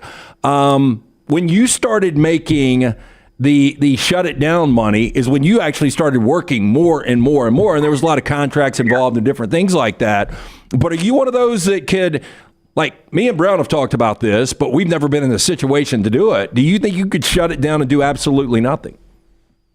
It's such a good question. So my contracts run through 2025 into the 2026 Super Bowl. And then basically I'm a free agent. So I'm a free agent, early 2026, basically. And I joke about it with my wife. I say there's 4 things that I'm thinking about doing right now. And I'll walk through each of the 4. And I don't know what my answer is going to be in 2026, but one is they're trying to get me to run for governor of Tennessee. That would be a disaster. Do not do that. Yeah, what a pain in the ass. I don't know why you want to deal with that. Oh. Well, the polling on it, everything else, I would win, right? It wouldn't be close. Oh, come on. There's no way you want to be governor of a state. That is so much work for so little payoff. They're trying to get me to run for governor, so that's one. 2 is, I could just, they could pay me, gobs of money, and I keep doing the radio show and running Outkick, right? 3 is I start a new media company, and just go back and do it all over again. And build. I think, where it would be similar, and I bet a lot of people who have built businesses, small, medium, big, whatever they are. But I think it's analogous with football. Most coaches you talk to, building is way more fun than maintaining. Yeah. Taking something that doesn't exist and building it into something where you're having success is more fun than just trying to maintain the success. I think most coaches would acknowledge that, going from 3-9 to 6-6 to 7-5 to 9-3 is more fun than trying to keep the 9-3 going or do better than 9-3, so to speak. And then the other one, and my wife is the one who says I'll never do this. We're about to finish a house on 30A. A part of me just wants to grab my cell phone one day and just throw it as far as I can. Would feel amazing. Into the Gulf. While I'm still relatively young, and just be like, I'm retiring, I'm out. I was laughing about that this morning because I mention it every now and then. But those are the four things that are on the horizon that I'll decide what to do as 26 gets closer. And by the way, the other thing is, the older I get, man, years pass way faster. Like, I remember being a kid and waiting for football season. It felt like it took 5 years for it to go from January to September or late August. Now it's like, man, I feel like I barely turn around and the year is here again. So yeah, it gets worse, Clay. I'll never forget where I was. It was February in 1997. When things started to really get fast with time, and the last couple of weeks, it's even gotten faster. Like last week was so quick, the weekends are a blink of an eye. So the older you get, it's just part of the concept of time. The days get shorter, and life goes by. So I would vote D. If you don't want to do D, if you want to sponsor somebody to do kind of a Truman Show, I've got 2 locations I want to retire to, and I'll do full access, and you can have me 365 because I would be ready to shut it down at any time.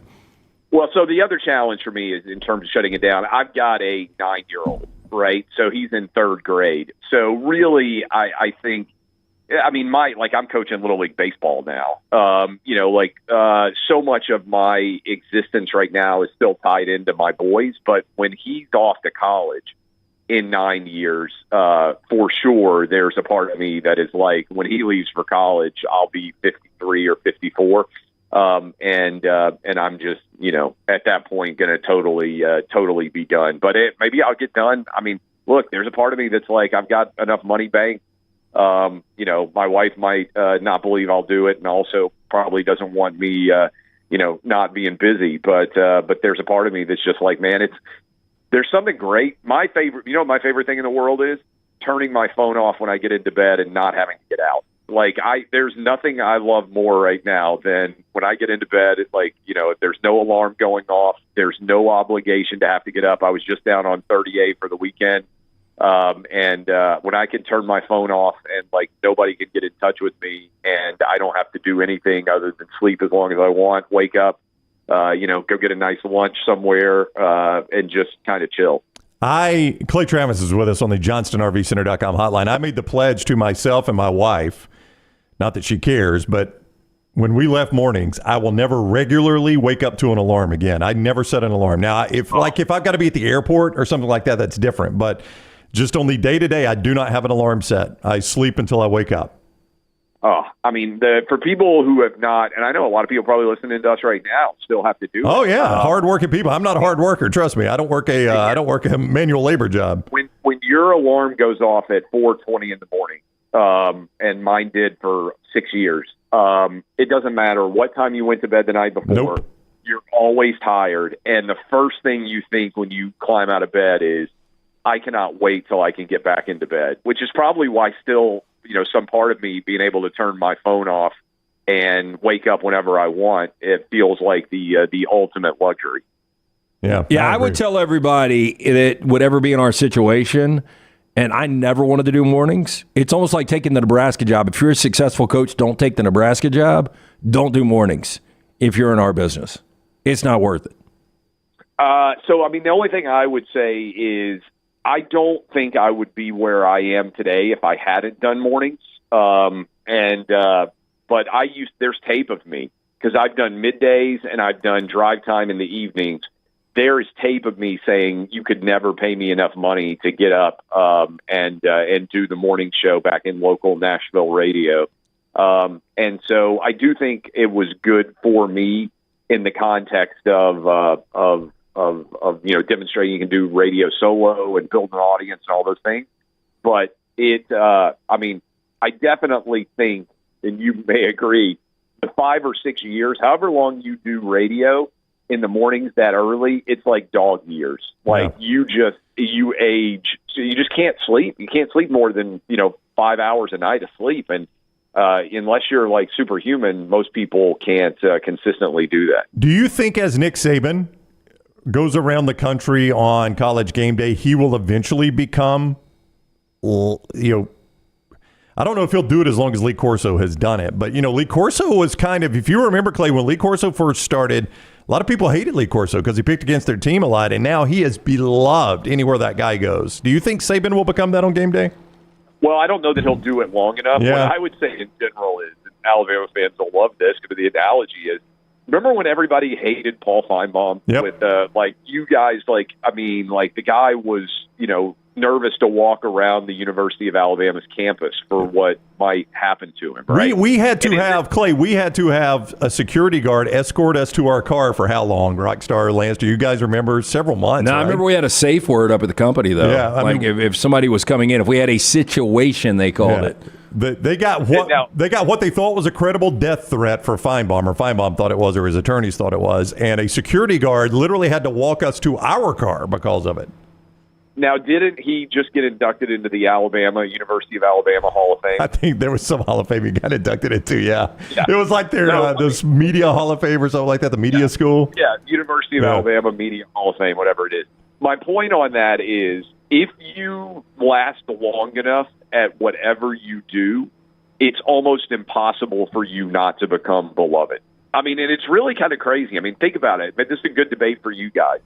Name somebody who has done something for decades, and when they finish or near the end of their career, when they're in their 60s or whatever, if they're still doing it, they weren't almost universally beloved, even if they initially were very, very controversial. Vern Lundquist?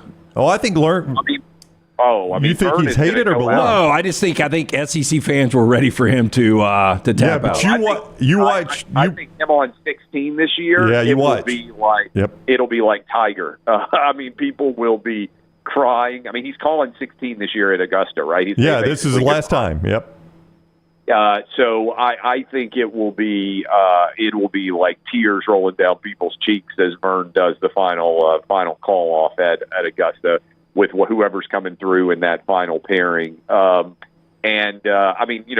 Stern is a good example. I mean, the guy used to be like the most controversial person on the planet. Now he's super beloved. So my point on that is, I think if you do any job for long enough, there's so many generations that have grown up with you that you end up, it's a good question for you to think on, if you can think of anybody who's done a job for decades that isn't really, really liked. I mean, like in media, right? Not necessarily somebody, they're a columnist, right? I always make the joke, Dan Wolken to me is a great example, the guy at USA Today.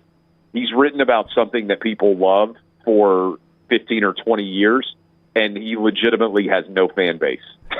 Well, because he comes across as the fact that he hates college football and he's forced to cover it. I'm like, yeah.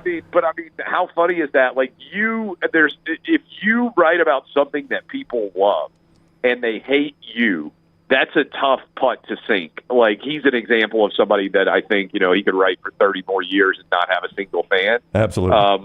But I think if you do radio or you do TV, which, people get used to looking at you and hearing you, I think it's hard not to, at some point, become beloved. And Feinbaum and Howard Stern, and, I took over the Rush Limbaugh time slot.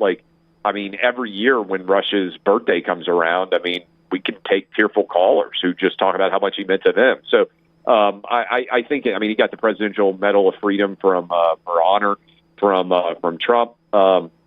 So I think if you do anything for long enough, the audience ends up loving you. And on some level, to be fair, if you're able to do it for that long, I've always said, like, anybody who writes in and says they hate something or they hate somebody, it's really just the flip side opinion, right? At some point, you're probably going to love, too, because it's just an emotional response.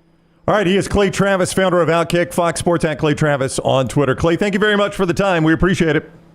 Hey, appreciate y'all. Thanks a lot. All right, man. We'll see you soon. Clay with us on the JohnstonRVCenter.com hotline. Reminder that the RV show starts Friday down at the BJCC. We're going to be down there Saturday.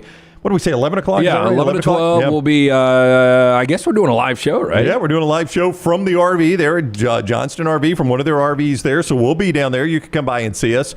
You can go by and see them as well. I-65 exit 304 in Coleman, 334 indicator. And always online at johnstonrvcenter.com. You can go there and RSVP, and not only are you going to get RV show pricing, but you can also get up to $1,000 in incentives at johnstonrvcenter.com/TNR. johnstonrvcenter.com/TNR. RSVP, and you can get up to $1,000 in incentives and already low RV show pricing. Johnston RV Center, I-65 exit 304 in Coleman. 334 indicator, always online at johnstonrvcenter.com. A little breaking news in college football. On the playoff front, the college football playoff has announced that they have agreed on, and we've talked some about this, the 5+7 format. I don't think this is a huge surprise with the landscape. It had initially been the 6-6 format, which was 6 conference champions plus 6 at large, but you're basically losing a conference, so you had to do something because the Pac-12 is dying. So now it is going to be the 5 highest-ranked conference champions and 7 at-large teams in the college football playoff. Not a huge surprise. No, and, the Pac-12 just announced their new commissioner. What's this person going to do? They throw a bone to Teresa Good. Right. Or Gold.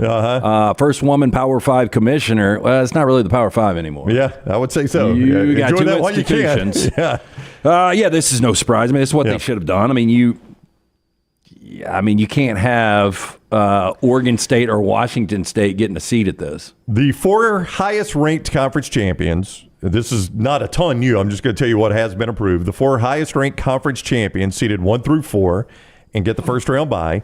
The team seeded 5 through 12 play one another in the first round on the home field of the higher-ranked team.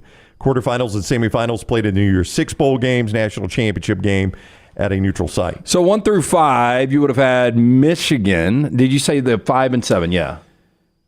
Yeah, 5 and 7. Yeah, and no, but let me quickly say this: there's not a conference that qualifies automatically, and there's no limit on the number of participants from a conference. They say that, but I think we all know who's going to qualify automatically. But they don't say that the SEC champion or the Big Ten champion automatically qualifies. Yeah. So in order for a Group 5 to actually get a seat with one of the automatics, they've got to be in the top. Well, to get a bye, they'd have to be in the top 4, which is impossible. Cincinnati did it, but Cincy did it. Boise did it way back in the day. Way back in the day, but it's pretty much impossible now. Yeah. So 5-12, 6-11, 7-10, and 8-9 play on the higher seeded home field. I think more interesting is going to be, how are we placing these? We know we've got 1 on-campus round. Do we eventually get to 2 on-campus rounds? I hope you do. Yeah, me too. I hope you do. And I think you're more likely, Lance, rather than to do that, to get to 16 teams. That way there's no first-round buys. Right. So everybody is playing on campus. Yeah, so even you your would top have 4 seeds. 8, then 4, then you figure out the current format now with... Yeah, with 16, everybody just play you 1 versus 16. Georgia plays whoever the 16 team is. 2, Ohio State plays 15. I mean, it's pretty simple at that point. 8 games on campus, 4 games on campus, and then you take the semifinals somewhere else in the national championship. So that has been officially approved. Don't think it's any huge surprise there, but it has been approved. So we are on to the 12-team playoff era now. For as long as that lasts, which probably is not going to be very long. When we return, speaking of college football, Adam Rittenberg, I want to get Lance's thoughts on these guys, coaches that have everything to prove this year. The coaches with the most to prove in college football. Dr. B help Lance grow his hair back. We'll talk about those coaches when we return after Lance tells us about our guy, Dr. B. Yeah, when I started to thin out, when we started this venture, going on 3 years or past through 2.5 years now, Dr. Beckenstein is the name everyone mentioned when I said I was thinning out. Went to see Dr. B. Try to be preemptive here. I thinned out a little too much, but my hair has more than doubled in thickness since I started the treatment from Dr. Beckenstein. For more than 20 years, women and men have turned to Dr. B for a range of cosmetic and reconstructive procedures. He will use that experience, his advanced training and genetic testing to help his patients fully understand the procedures they are considering. Call Dr. Beckenstein and his great staff today, 205-319-0316. Again, I'm doing the non-invasive treatment 3 times a week, 30 minutes each time on the couch. That is it. The hair is more than doubled in thickness. For more information, you can always go online. Go to t3hair.net. Follow Rockstar on Twitter @RockstarBHM.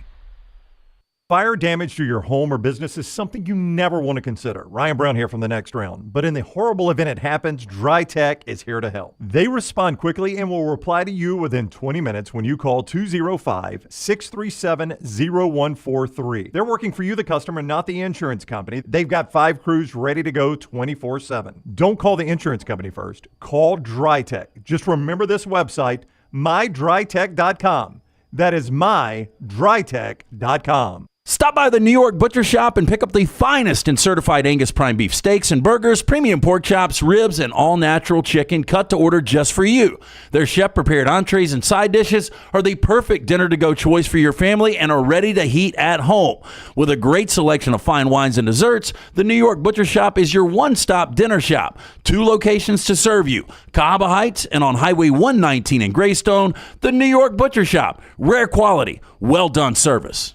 It's that time of year again. The Legacy Swap and Drop promotion is back. It's bigger than ever. Swap your current auto loan or RV loan to Legacy and drop your interest rate and monthly payment. Don't miss out on this opportunity to save big with our friends at Legacy Credit Union. Not a member yet? That's okay. You too can save by becoming a member today. Head over to swapanddrop.com. Apply in minutes. That's swapanddrop.com or visit one of their 9 greater Birmingham area branches. Limited time offer. Terms and conditions may apply. See Credit Union for details. Federally insured by the NCAA.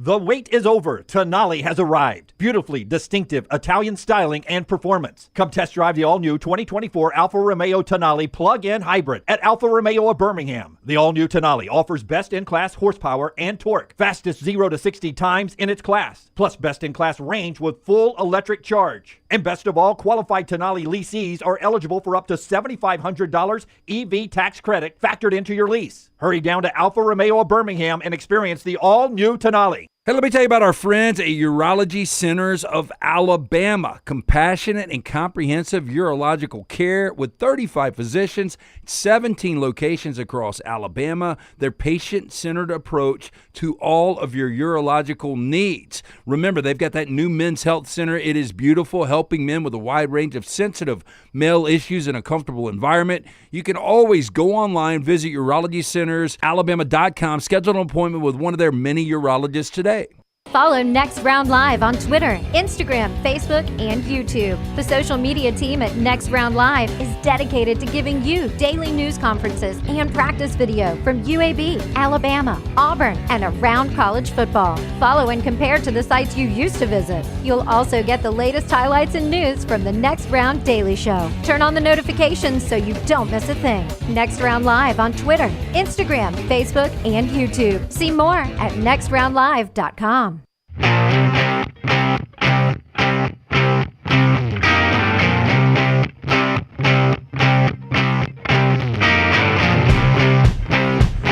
So I'm trying to get the exact dates. We were asking the chat room when this goes down, what playoff dates are.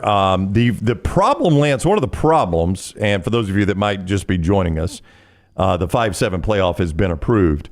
One of the problems is that first week of the college football playoff is it falls during signing day. Signing day is that Wednesday, I think it is. The first signing day, and the games are Saturday. Of course, that is a complete and total mess. I don't know if anybody is ever going to address that. The NCAA would be the one that would have to change it. I don't know, what their impetus is on changing it, but they are the ones that would have to change it because that is a complete. Can you imagine having signing day on a Wednesday and you got to play a college football playoff game on a Friday or Saturday. That's stupid. No. Yeah, they're going to do something with that window anyway. Yeah. But the actual, once you get into the bowls, those games will be played around, they're always going to be played around New Year's Eve and New Year's Day, is where, those traditional bowl games will be played. And then you're going to get some Wednesday and Thursday games as well. It's going to be, it's not going to be like you've seen it before. January 20th is next year's national championship game, and that's in Atlanta. To put that in perspective, it is getting pushed all the way to January 20th. Put that in perspective, this year's was January 8th. I mean, It's almost 2 weeks later now. Well, and this is why I think the NFL is always going to lead. They're never going to follow. But I do think if the NFL would get their calendar right, I think it would line up with President's Day. And I looked earlier this year, I was looking at results from former Super Bowls. You never had a Super Bowl that leaked into February. And now they're going into the second week of February.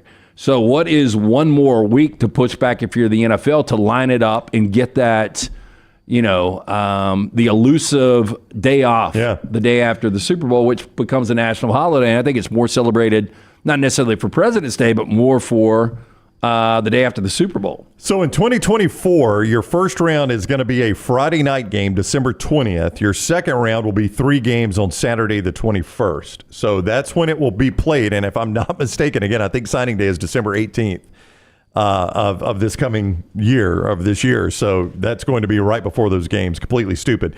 But you're going to have 1 Friday, 2 Saturday games.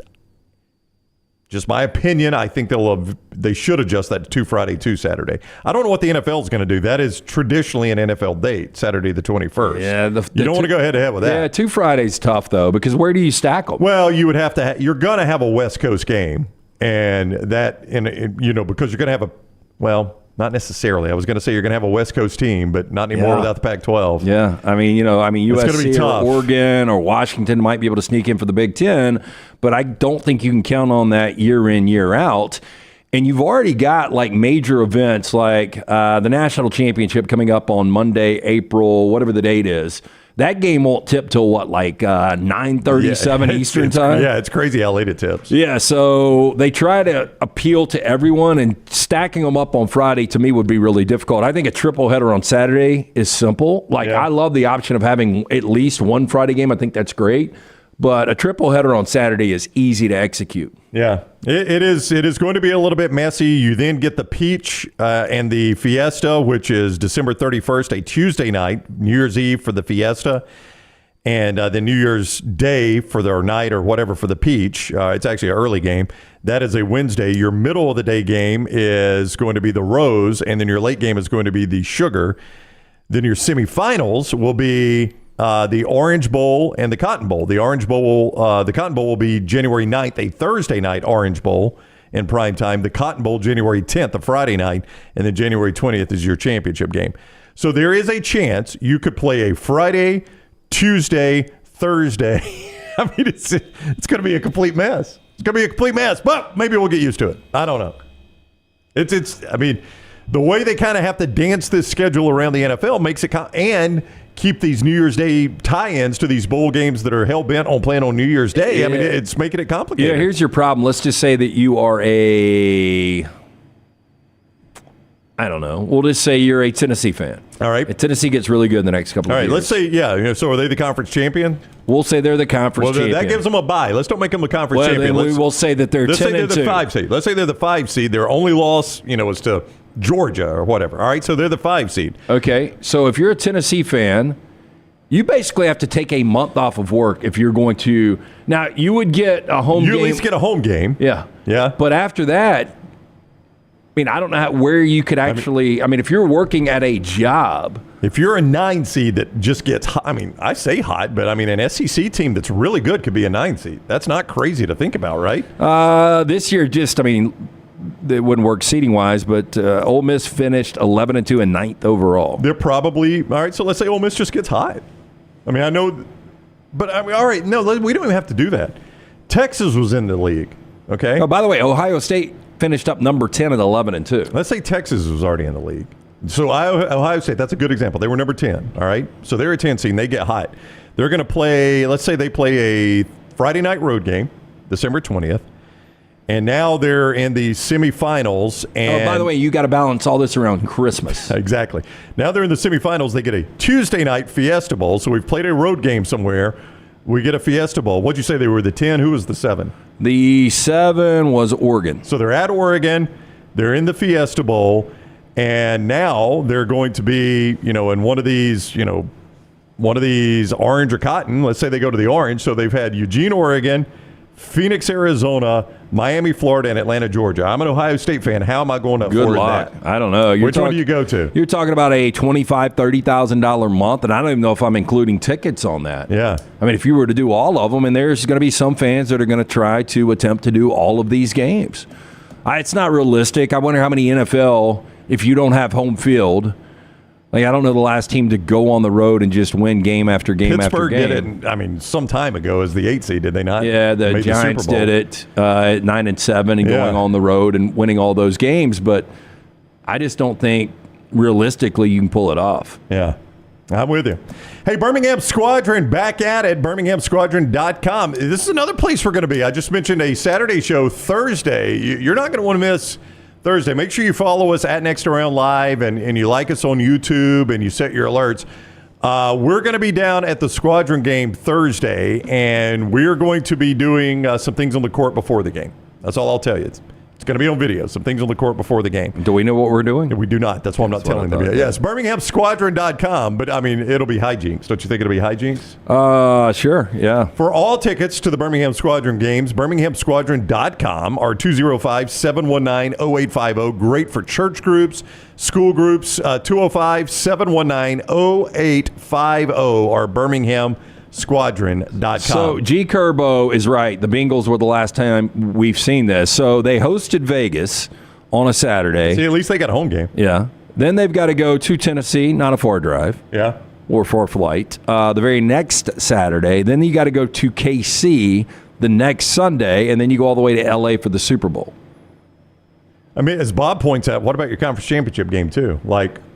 Take Texas, for instance. Yeah, Texas. They're going to have to come all the way to Atlanta for a conference championship game. And you better believe the first time Texas is in the SEC championship game, they'll they're going to sell travel the for joint that. out. Yeah. But if I'm look, and I know it's in Georgia's backyard, but if I'm Georgia or Alabama or LSU, and I've been in this situation before, I'm probably not that important. Now, where it gets important, and we talked about this on Bama and Bourbon yesterday, is you don't want to be 10-2 going to that game. Because if you lose the SEC championship or any of these conference championship, it's a good chance you're out. So you would rather be 10-2 sitting at home. But if I'm one of these fans of a team and they're undefeated or they've got one loss, they go to a conference championship game, I'm probably saving my money. That was the question we asked last year. Going to Atlanta, Georgia was the overall number 1, right? Alabama was playing Georgia, but had Texas been in the league, Texas would have been playing Georgia. Right. And would you have wanted to beat Alabama or Texas in that situation? Would you want to be a one-loss team going to play Georgia? You're going to drop down. Or would you want to be one-loss Alabama where, regardless of the outcome, I'm probably the 5 seed. Yeah, I'm not going to be a 4 because I'm going to be a conference champion, but I'm a 5 hosting a home game. I would rather be the 5 hosting the home game. See, and now we've created a situation where it can be undesirable to go to your conference championship game, and I don't want that to be the case. Well, and that's the way it's going to be. Not only undesirable, for the fan, it's bad, but for the team, even worse. If you've got a team that would rather sit at home, and again, we're talking about head coaches that go to a sheet of paper, they forget the gut, and they go to analytics. Well, the analytics are going to tell you've got a better chance of staying home being that 5 seed than going and playing. Yeah, now Jay says the first time it cost an SEC team a spot, the playoff will either expand or conference championships go away. I just cannot foresee it costing the SEC a spot because keep in mind there are no divisions anymore. Top 2 SEC teams play. Your worst case scenario would be a 10-2 team, and I'm not even sure you'll get that a ton. But here's the thing: you say that, I think you're going to have a lot of 10-2s because they're going to cannibalize each other in this really deep conference with these ridiculous schedules. But you're going to have that out of the Big Ten too. You see what I'm saying? A 10-2 is going to become a more normalized record in college football. Yeah, but that 10-2 goes to 10-3 when you lose a game. It does, but a 10-2 SEC team going into that game is probably going to be ranked 4th or 5th. Are they going to fall all the way past 12? I don't know. I would feel not think confident so. if Dunaway was here, and I don't know where he would be on this. but either the loser of the Big Ten or SEC championship game this year will be out. Keep in mind, whoa, say that again. I think either the loser of the Big Ten or SEC championship game will not get into this college football playoff. I think one of those teams will be 10-2 and will ultimately lose the game and go 10-3. And I think there's going to be a 10-3 that is on the outside. I would take that bet against you, and here's why. Well, it's going to be tricky the first year. They've got to figure this out a little bit. But here's why. This is why they want to hold on to the selection committee and not go back to some sort of public poll like the BCS. Because, Lance, the selection committee can hear the voices of Greg Sankey and Tony Petitti, the two commissioners, and react to those voices, right?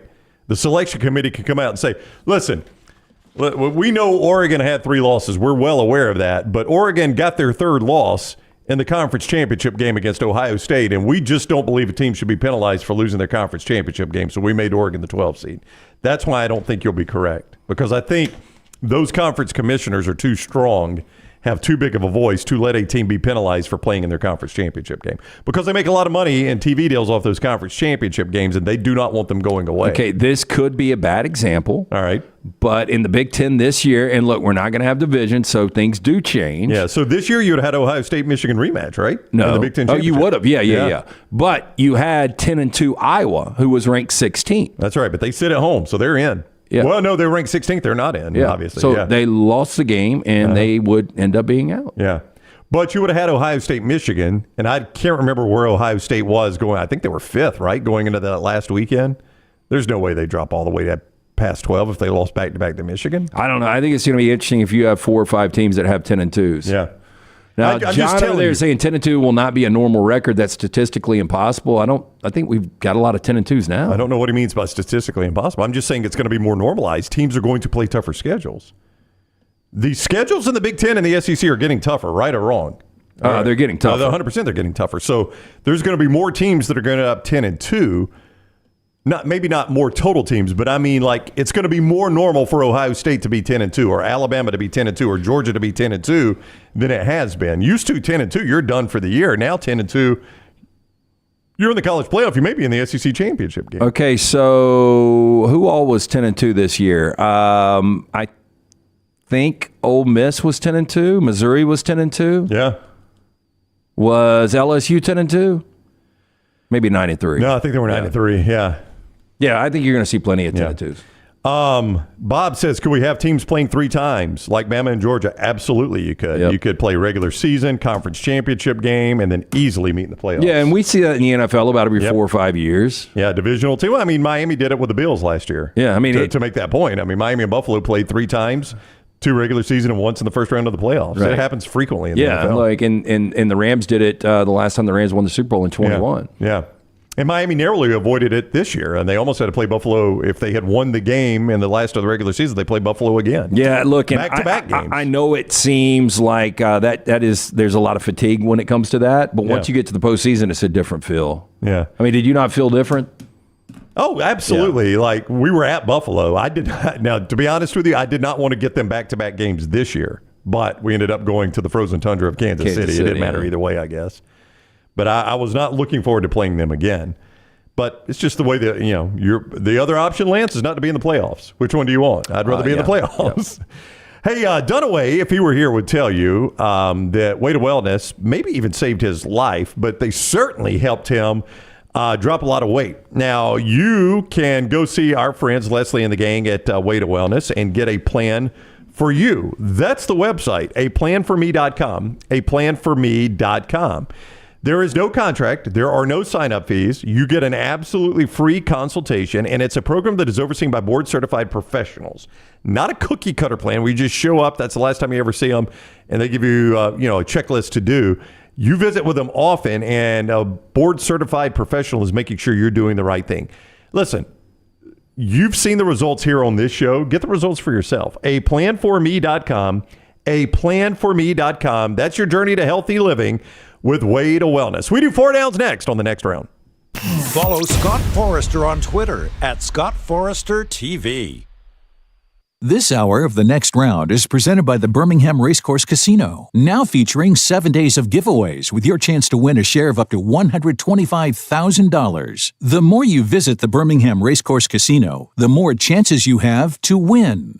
Spring weather is here, and our friends at Hemphill Services are offering a $69 HVAC tune-up plus 10% off any service call when you mention The Next Round. Call Adam, Chad, and the guys at Hemphill Services. Make sure your HVAC unit is ready to keep up with the changing weather. Hemphill Services, locally owned and operated independent train dealer. The team can service all makes and models. For all of your plumbing, heating, and cooling needs, call Hemphill Services. It's hard to stop a train. 205-229-2090 or hemphillservices.com. That's 205-229-2090, hemphillservices.com. Ready to swap from your current auto or RV loan provider and drop your interest rate? Now is your chance. With Legacy Credit Union's annual swap and drop promotion, you can swap your current loan and save with Legacy in minutes. Whether you're a member or a potential member, Legacy Credit Union is here to help you drive into savings. Go online to swapanddrop.com or visit one of their 9 locations to take advantage of this incredible offer. Limited time offer, terms and conditions may apply. See Credit Union for details. Federally insured by the NCUA.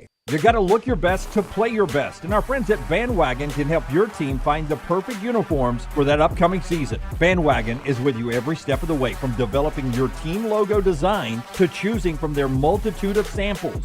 You name the sport, they can make it happen. To get your uniform journey started, you can shoot them a message on any social media platform or check out their website, bandwagonsports.com. That's bandwagonsports.com. Next Round listeners, it's time to jump on the bandwagon. Did you know that colon cancer is the second leading cause of cancer deaths in America and that it affects men and women equally?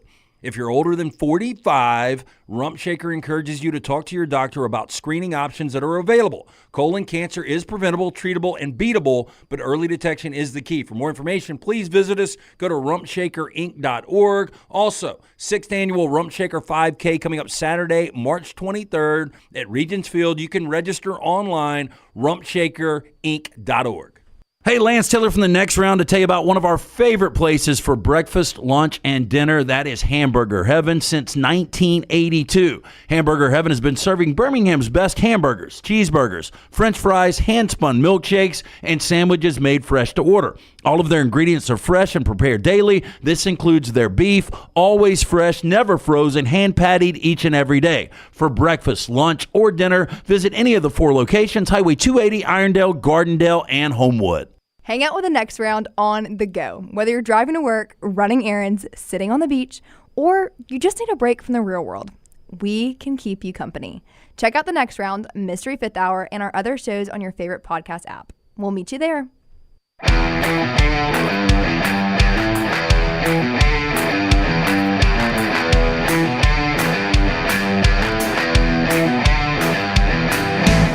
All right, 4 downs coming right up. And Lance has already teased that it's going to include a celebrity birthday of one Charles Barkley. 4 celebrity birthdays today. 4 of them. That's all we got in 4 downs of celebrity birthdays. That's my favorite part of 4 downs. Maybe 5. 5 downs, Rockstar. Get ready for 5 full downs. No, it is 4. 4 downs, Rockstar. Stand down. Redmont Vodka, Charles Barkley's company right there. Redmont Vodka, they're gluten-free. It's 8 times distilled, locally owned and operated. Charles Barkley is one of the great faces behind it. He's on social media now, by the way. Happy birthday, Chuck. Pick up a bottle in his honor today. Available at your local package, ABC stores, including the Beverage Place Pink Package. Ask for it by name. If they don't have it, tell them to get it. It's Redmont Vodka. All right, Rockstar. 4 downs brought to you by Slice. You love 5 downs. I love 5 downs. You know who doesn't like 5 downs? Colorado football. No, Missouri football. Missouri football. First down. It was Colorado that got the 5 downs. Olivia Rodrigo is legal today. She's 21 years old. She already had her driver's license. Ultimately, better career, Olivia Rodrigo or Lamar Jackson? I see what you did there with the driver's license. Thank you. That's really the only song of hers I'm aware of. She's done a bunch. I know. She's got a lot out there right now. I do not celebrate her catalog. You know, she got sued. I think she had to pay Taylor Swift, right, for like a similar sound, which is so ridiculous considering that Taylor Swift has similar sounds with a lot of other bands. A lot of other bands on Taylor Swift, though. Yeah, but I mean, they do not have Taylor Swift's attorneys. Do you think it's a little, and I don't know the details of this, so I'll back off a little bit, but she doesn't need to get up in anybody's pocket. I mean, if they completely rip her off, I get it. What is the Rockstar? Is it 3 measures, like 3 consecutive measures or something like that? I think I've asked you this before. I can't understand, Stay With Me by Sam Smith sounded similar to I Won't Back Down by Tom Petty, and he actually had to pay Tom Petty for that because he was like, I don't listen to Tom Petty, but okay. But that was not, I would admit if it was it was inspired by Tom Petty. It's just 3 chords. Yeah, but I'll tell you, so the, oh my gosh, the Taylor Swift that came out, Lunsford's our Taylor Swift expert. It came out during the pandemic, but it sounds just like the Mazzy Star. Yeah, Mazzy Star. But also she did the one, Look What You Made Me Do is the exact same thing as I'm Too Sexy. It's the exact same thing as I'm Too Sexy. Yeah, so but Right Said Fred has got no pull. We all do it. So what do you guys Fred think? probably does not have the proper attorneys. I'm going to go Lamar Jackson. I'm going to go Olivia Rodrigo. The fact that, both are super young. Lamar's won 2 MVPs. Yep. But we haven't seen good postseason Lamar. I think he'll eventually break that curse, though. Yeah, I'm gonna go Olivia Rodrigo. Okay. Second down. Kurt Cobain would have been 57 years old today. Better career, Kurt Cobain or Kurt Russell? Better career, Kurt Russell. Yeah, I think better career, Kurt Russell. Cobain would have had a better career. Lasting legacy, Kurt Cobain. Yeah, there's Rockstar is absolutely right about this. So now I was not the biggest Nirvana fan. I'll just go ahead and say it. Thank you for admitting it. I just see. I was, and they were very popular when I was in high school. I know that. And that is, one of the close split 50-50s. I think would be if you went Foo Fighters or Nirvana. Oh, I like Foo Fighters better. See, I like Nirvana a lot better, and I think it's almost 50-50 split. Is it really? Would you agree with that, Rocky? Foo Fighters are more radio friendly. Almost like safe. Well, Nirvana was not. Here's the thing with Kurt Cobain. He was not going to be able to keep that singing style up long term. That was Phil Anselmo from Pantera has been doing it, and he does it more than Kurt Cobain. Yeah, Kurt Cobain's a screamer. A lot of people have to tend to but I cannot believe Phil Anselmo from Pantera. They're touring with Metallica, and he's still singing that stuff. It's a special voice, and we've always talked about Axl Rose and how his voice went to hell. Yep. I was watching Rich Eisen. He had the Joe Manganiello guy on, the guy that's married to Sofia Vergara. He was in Magic Mike. He's hosting a new Deal or No Deal, where somebody's going to win $200 million, something crazy. But he's a big shoe guy, and he had on some custom Jordans that were Use Your Illusion. 1 was 1 foot. Like that. And 2 was the other. And they were maybe the most unique Jordans I've ever seen. I remember my dad came home from a trip because I was a big Guns N' Roses fan back in the day, and he gave me a Use Your Illusion shirt. The front was the Use Your Illusion 1 with all the orange flames, super tacky, and in the back was the blue Use Your Illusion. It was a full colored shirt, very sticky. Hey, try to find Manganiello's shoes. Is Tyler on mic? Can Tyler be on mic real quick? Tyler, just say on the microphone what you just typed in the chat room. Oh, I said Nirvana changed an entire genre of music. Definitely better than Big Trouble in Little China. Big Trouble in Little China is a great Lopan, one of the greatest villains of all time. Yeah, I tried to watch Big Trouble in Little China, and I couldn't do it. I love Kurt Russell. I love how Tyler makes Big Trouble in Little China like Kurt Russell's best film of all time. That's not. Oh, it's a great movie. Computer Wore Tennis Shoes. That was his best role. Yeah, it's, if you really start to break it down, I guess his defining role was probably Snake Plissken in Escape from New York, then Escape from L.A. Yeah, I don't know. Wyatt Earp, he had Overboard. I did not. Wyatt Earp, I just thought, that movie had so many good actors in it. I just thought, as Wyatt Earp, he was a little and I thought there was out of his water. Yeah, and there was. I thought he did a pretty good job with it. I've always liked Kurt Russell. I just thought there were some really cheesy lines along with it. Probably so, but skin that smoke wagon and see what happens. He was entry. He was badly overshadowed by Val Kilmer, though. Val Kilmer was the star role of that movie. The Hateful Eight, to me, is the best film he's ever been in. He was great in that. Yeah, he really was. Third down. Rihanna, 36 today. Ultimately better career, Rihanna or Joe Burrow? Probably got to go Rihanna on this one. A shit ton of hits. Yeah. Well, and I think Rihanna's got $1 billion, right? Yeah. She's loaded. If Burrow can stay healthy, I really think you can make an argument. I don't know if Mahomes would have won this last Super Bowl. May not have. They've both been to the same amount of Super Bowls, right? One. Yeah, that's true. Was it the same one? No, she was 1 year later. Last year. Yeah. All preggers. Yeah. Gyrating. Hey, by the way, somebody said Third Eye Blind has completely lost their voice too. The lead singer, Stephen Jenkins. Stephen Jenkins talks with the lisp. He didn't really have a voice to start with. He says it's whoever said it in the chat room said it's going to Blink right now. They're coming here. They're coming. Okay. I can't remember who, but they are coming to Birmingham. Hey, they did. Save Tonight is Eagle Eye Cherry. Eagle Eye Cherry. Yep. So they did. I like that song. What they did a remake for True Detective, the next to last. So episode 5 of this season. What would you call that? Is that? Would you call that? It was really slowed Was down. it the haunting, like the Save Tonight. No, I thought it was really slow good. it down to make it real haunting. They do that all the time. I thought it was better than the Eagle Eye Cherry. Would you call that 90s rock? What would you call that? 90s alternative. 90s alternative. pop rock. I loved that genre of music. Yeah. I did when I was in college. Fourth down. Okay, so I couldn't decide. Barkley is 61 today, and I was looking for different Charleses. I went from Prince Charles, who's got more money than you could imagine. I went Charles Bronson, one of the great tough guys back in the 60s and 70s. But ultimately, I just came up with this. Who's had the best career of an athlete, both on the field, on the court, and off the field, off the court, to never win a championship? Is Barkley that guy? Dan Marino would be another one you would discuss. Yeah, but I think Barkley's had a much better career. Well, Dan Marino was on CBS and Showtime for a little bit. Now he's in the front office with the Dolphins. Was in Ace Ventura, Pet Detective. I don't know if you. That is a stretch. Isotoners. I mean, I heard Charles Barkley was in Suits. I've not seen I that. haven't seen Suits. I heard Larry David's a big fan. Yeah. But I heard Charles Barkley would just show up and, every now and then in an episode of Suits, hey, I'm here. I got tickets for you. I'll give you one. The lead guy was a huge basketball fan. I'll give you one that I don't think won a championship unless you could tell me he did. Did Bob Uecker win a championship? Oh, but Bob Uecker was such an average player. I'm just bringing him up. Mr. Belvedere. I doubt he won one. I don't know. They might have won one in Milwaukee with Hank Aaron back in the day. I can't think of anybody more than Charles. But, I mean, I thought you were going to ask the question, and people will laugh at this. Charles Barkley has had a better career than Prince Charles. You didn't have to wait so long to be the... Well, that's what I'm saying. Prince Charles has been king for, 2 or 3 years now? Now he's got some health issues. Well, I mean, I hate that. It's just like, what are you, 80 years old? But, I mean, Charles has been at the top of the game for a very long time. Prince Charles was the second man for quite a while. What is the day-to-day for Prince Charles? Does he really do anything? I mean, I think once you become king, you probably do a lot more. No, I think he's like picking out, do I want this? His face is on currency. Barkley's not. Like it's thread. That's a great point. Thread count. Yeah. I mean, that's what he's probably shopping around for. He's got an assistant. Do you want to do this thread count?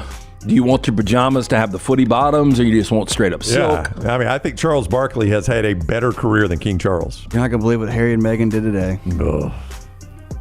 Lunsford, of course, for the correction. He's not a prince anymore. Thank you, Lunsford. Yeah, that's all I got. That's 4 Downs, brought to you by Slice. 4 locations, the original in Lakeview, one in Vestavia, Montevallo, Crestline Park, coming soon to Homewood, created by the late Jeff Bajai, incredible guy. His brothers continue his legacy, Jason and Chris. Get in, see him at one of those great locations. Tell them the next round sent you. For more information, slicebirmingham.com. By the way, Scott, give me a thumbs up. Is Butta Johnson up yet, or is that going up soon? It is up yet. I had a fun time. So Butta Johnson is our UAB player that we're going to talk to now through the end of the season, courtesy of Legacy Credit Union. Really nice kid, Alabama kid. We had a fun talk today. We're going to do a little bit more with him. I mentioned this to him, Lance. A lot of these national basketball people that talk about the hottest teams right now, UAB gets mentioned a lot with that. Well, UAB's playing great basketball right now. Now, I still believe they got to win their conference tournament. As much as the American is respected, I think you've only got right now. I mean, you tell me. I would say that I think it's only the Florida Atlantic. If they don't win the tournament, probably could get an at-large. I think Florida Atlantic's in. Watching Florida Atlantic lose this past weekend on Sunday, we had Florida Atlantic. It was South a free Florida. play. South Florida's a pretty good team, man. Yeah. Abdur-Rahim has got them playing really good basketball. I would think South Florida has got a good chance of getting an at-large. I mean, they're sitting at 19-5, and they're 12-1 in conference. Let me tell you where they are in the net, though. Florida Atlantic obviously has, they've got a lot of juice right now coming off a Final Four appearance. I think SMU is going to get a look, but outside of that, I mean, SMU's higher than South Florida in the net. South Florida's in the 90s in the net. They South got no Florida, shot. Florida Atlantic, SMU. Now, even if South Florida wins out, you don't think? Well, I don't know. They're in the 90s in the net. Yeah, probably that's a long way to Let's see if they've got any potential. Well, they got SMU coming up, and they've only got the one. Where's that game?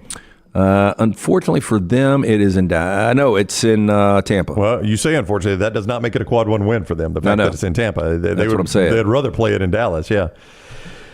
I don't know, man. That's it's an interesting conference, but you can listen to our talk with Butta. You can watch it right there on YouTube, and we'll do that each week, courtesy of Legacy. The annual swap and drop promotion is back with Legacy. If you got a car loan, boat loan, camper, motorcycle, even an ATV, you could swap your current loan provider and go to Legacy, drop that interest rate, and drop those monthly payments as well. Apply online in minutes. Swapanddrop.com. That is swapanddrop.com. Limited time offer. Terms and conditions may apply.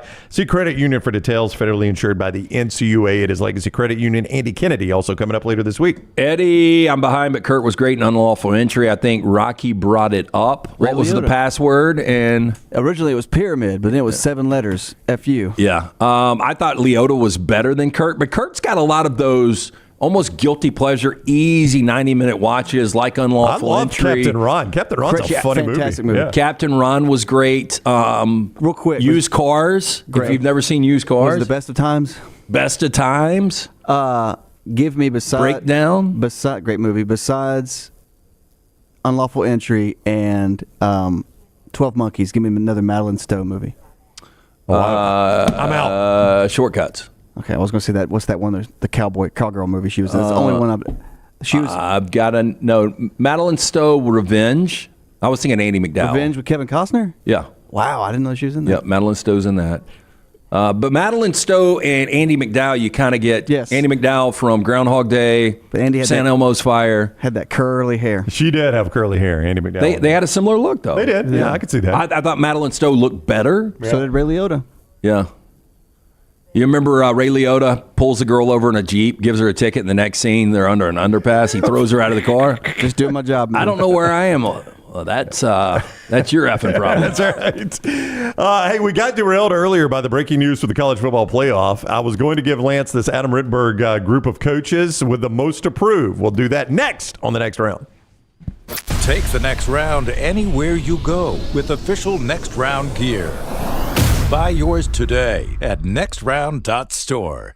Twin Peaks is the best in the game. Here, you're in the red zone for every college rivalry and divisional matchup all season long. On game day, you never have to decide which teams to watch, only what combination of bites, burgers, wings, and more to order. Plus, where else are your favorite draft beers always poured at a frozen 29 degrees? Only at Twin Peaks, the #1 sports bar. Stick around after the sun sets. Twin Peaks is open really late. Wind down with bourbon and late night bites. Only at Twin Peaks. Hey, there's nothing worse than waking up to a plumbing problem. Don't get caught in a flooded house. Call the guys at Hemp Hill Services. Adam, Chad, and the team at Hemp Hill are the only ones I trust to fix it and fix it right the first time. Hemp Hill Services does it right and always at a fair price. For all of your plumbing, cooling, and heating needs, trust the name that Birmingham has trusted since 1954. That is Hemp Hill Services. Call now, 205-229-2090. That's 205-229-2090. Fire damage to your home or business is something you never want to consider. Ryan Brown here from the next round. But in the horrible event it happens, Dry Tech is here to help. They respond quickly and will reply to you within 20 minutes when you call 205-637-0143. They're working for you, the customer, not the insurance company. They've got 5 crews ready to go 24/7. Don't call the insurance company first. Call Dry Tech. Just remember this website, mydrytech.com. That is mydrytech.com. Remember the name Way to Wellness if you're battling weight loss in your life. I'm Jim Dunaway from the next round. There was a time I was over 216 pounds until Way to Wellness helped me lose 45 pounds, and now for over 2 years, they've helped me keep that weight off. Here's their website, aplanforme.com, aplanforme.com. That's a great name for a website because there's no cookie-cutter plan. Everything is designed specifically for you. No contract, no sign-up fees, and your first consultation is free at Way to Wellness. Every day, someone is ridiculed and mocked for the clothing they chose to wear. It's a harsh reality we all must face. But you have the chance to change all of that with one visit to nextround.store. For just a few minutes of browsing, you will observe so many clothing options, from hats to hoodies to t-shirts.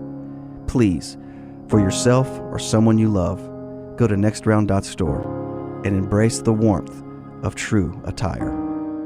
Did you know that colon cancer is the second leading cause of cancer deaths in America and that it affects men and women equally? If you're older than 45, Rump Shaker encourages you to talk to your doctor about screening options that are available. Colon cancer is preventable, treatable, and beatable, but early detection is the key. For more information, please visit us. Go to rumpshakerinc.org. Also, 6th annual Rump Shaker 5K coming up Saturday, March 23rd at Regents Field. You can register online, rumpshakerinc.org. Jim Dunaway, Lance Taylor, Ryan Brown, and Rockstar. Live from the Birmingham Racecourse Casino Studios, the next round, presented by Bud Light, is on now. All right, final live hour of the show. You can always get us on demand. Make sure you subscribe to us at Next Round Live on YouTube. Set your alerts, and please always give us a thumbs up. That is very helpful to us. If you will just click on that thumbs up, we greatly, greatly appreciate it. Doesn't take anything for you to do that.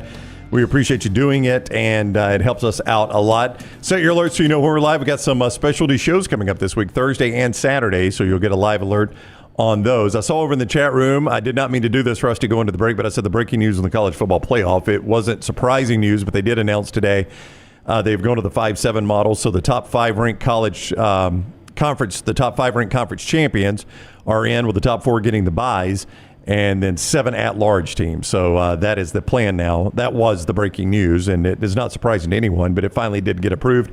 So I apologize for that. Big night in college basketball tonight, Lance.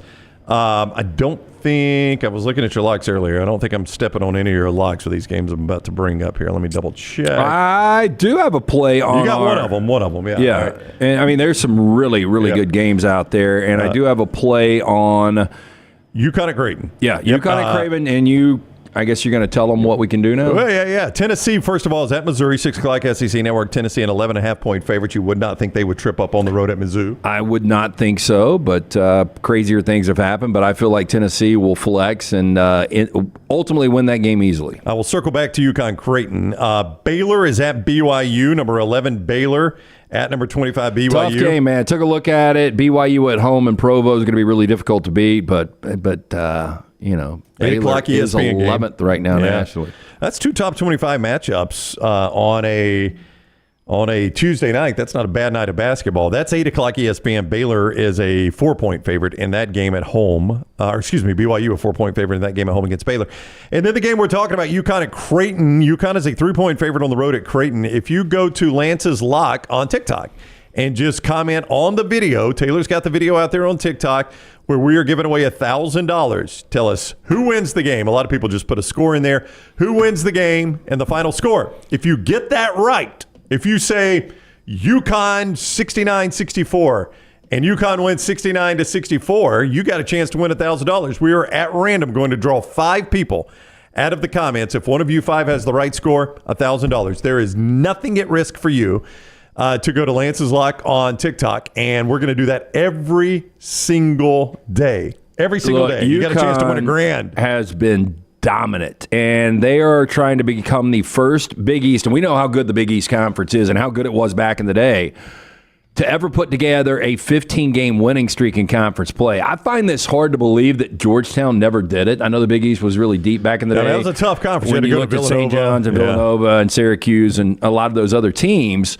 But I did see today that they could become the first ever to win 15 straight in conference. They're coming off just crushing Marquette by 28 on Saturday, and now you get a really, really good Creighton team that is playing really good basketball right now, winning 3 straight. Now, you go back to earlier, this total is 145.5. Yeah. How many points do you think they scored earlier this year in stores? In this same game? Yep. 145.5 is total. I'm going to say they went 160. 110. 62, a low-scoring game. UConn, yeah. All right. So good luck on this, but we're hoping somebody wins $1,000 of our money.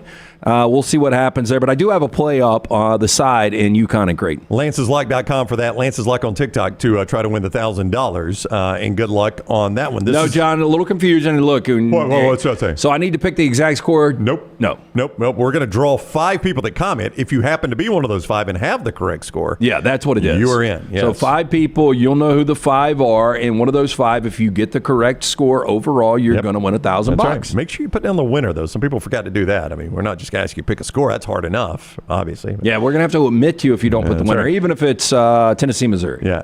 Champy's World Famous Fried Chicken brings you this hour. Champy'sChicken.com. They are officially open for lunch right now. Great place to go. Chicken fingers, po' boys, the great sides, margaritas, a little beer. You can get that at Champy's World Famous Fried Chicken. Champy'sChicken.com. Adam Rittenberg, ESPN.com. He's got a couple of ways of looking at this. The coach that's got the most to prove in 2024, the player that's got the most to prove, and the transfer will most to prove. We won't hit all the players and transfers, but we will all the coaches. Yeah, and I think the most obvious coach is Kalen DeBoer. And he is number 1 on the list. Yeah, I don't know if that's because Alabama's first alphabetically, but it's the first one he mentions. Well, people are doubting Kalen DeBoer, a guy that actually played for a national championship. And you look at what he did at Sioux Falls and what he did at Washington, back-to-back 11-win seasons. Or actually 14 wins this year, 11 wins in year 1, and playing for a national championship. People are still doubting this guy, and when you fall the greatest to ever do it, there's going to be a ton of pressure, and there's going to be pressure immediately year 1. He goes 9-3 or worse, it's a disaster. Here's the final sentence. He has a little write-up about each of these. The final sentence on Kalen DeBoer. But Alabama expects to be part of the 12-team field every year, and if DeBoer falls short, the pressure and comparisons to Saban will reach nauseating levels in Tuscaloosa, is the way he describes it. Well, look, and we're going to live it day in, day out, but you start to look at this Alabama schedule, you can find 3 losses, and the last time Nick Saban lost 3 games in a regular season was 2010, and we remember the narrative coming out of that season. By the way, they still would have maybe been in the playoffs. I can't remember. I think they were top 12 at the end of that regular season. I've got a feeling that Alabama with 3 regular season losses will not be in the top 12 this year. Some of it depends on who the 3 are, but I would tend to agree with you. Yeah, so I think it is ultra important. I mean, look, Kalen DeBoer is not going to be fired at 8-4 or 9-3, but I think to go 10-2 and to get to a college football playoff, I think that really calms everything down. And I think if you're Kalen DeBoer, then you can build upon that and you can go out to your recruits and say, look, nothing has changed here. We were in a college football playoff, Saban's final year, our first year. We're going to continue this thing going in the right direction. This is Coaches with the Most to Prove, according to Adam Rittenberg of ESPN.com. Penn State's James Franklin. Here's what he says about Franklin. His tenure in State College has featured a lot of winning, picked up where Bill O'Brien left off, compiling 4 11-win seasons. However, their most recent prominent games under Franklin, there's not been a lot of winning. The college football playoff expand. All this is going to be about college football playoff, by the way.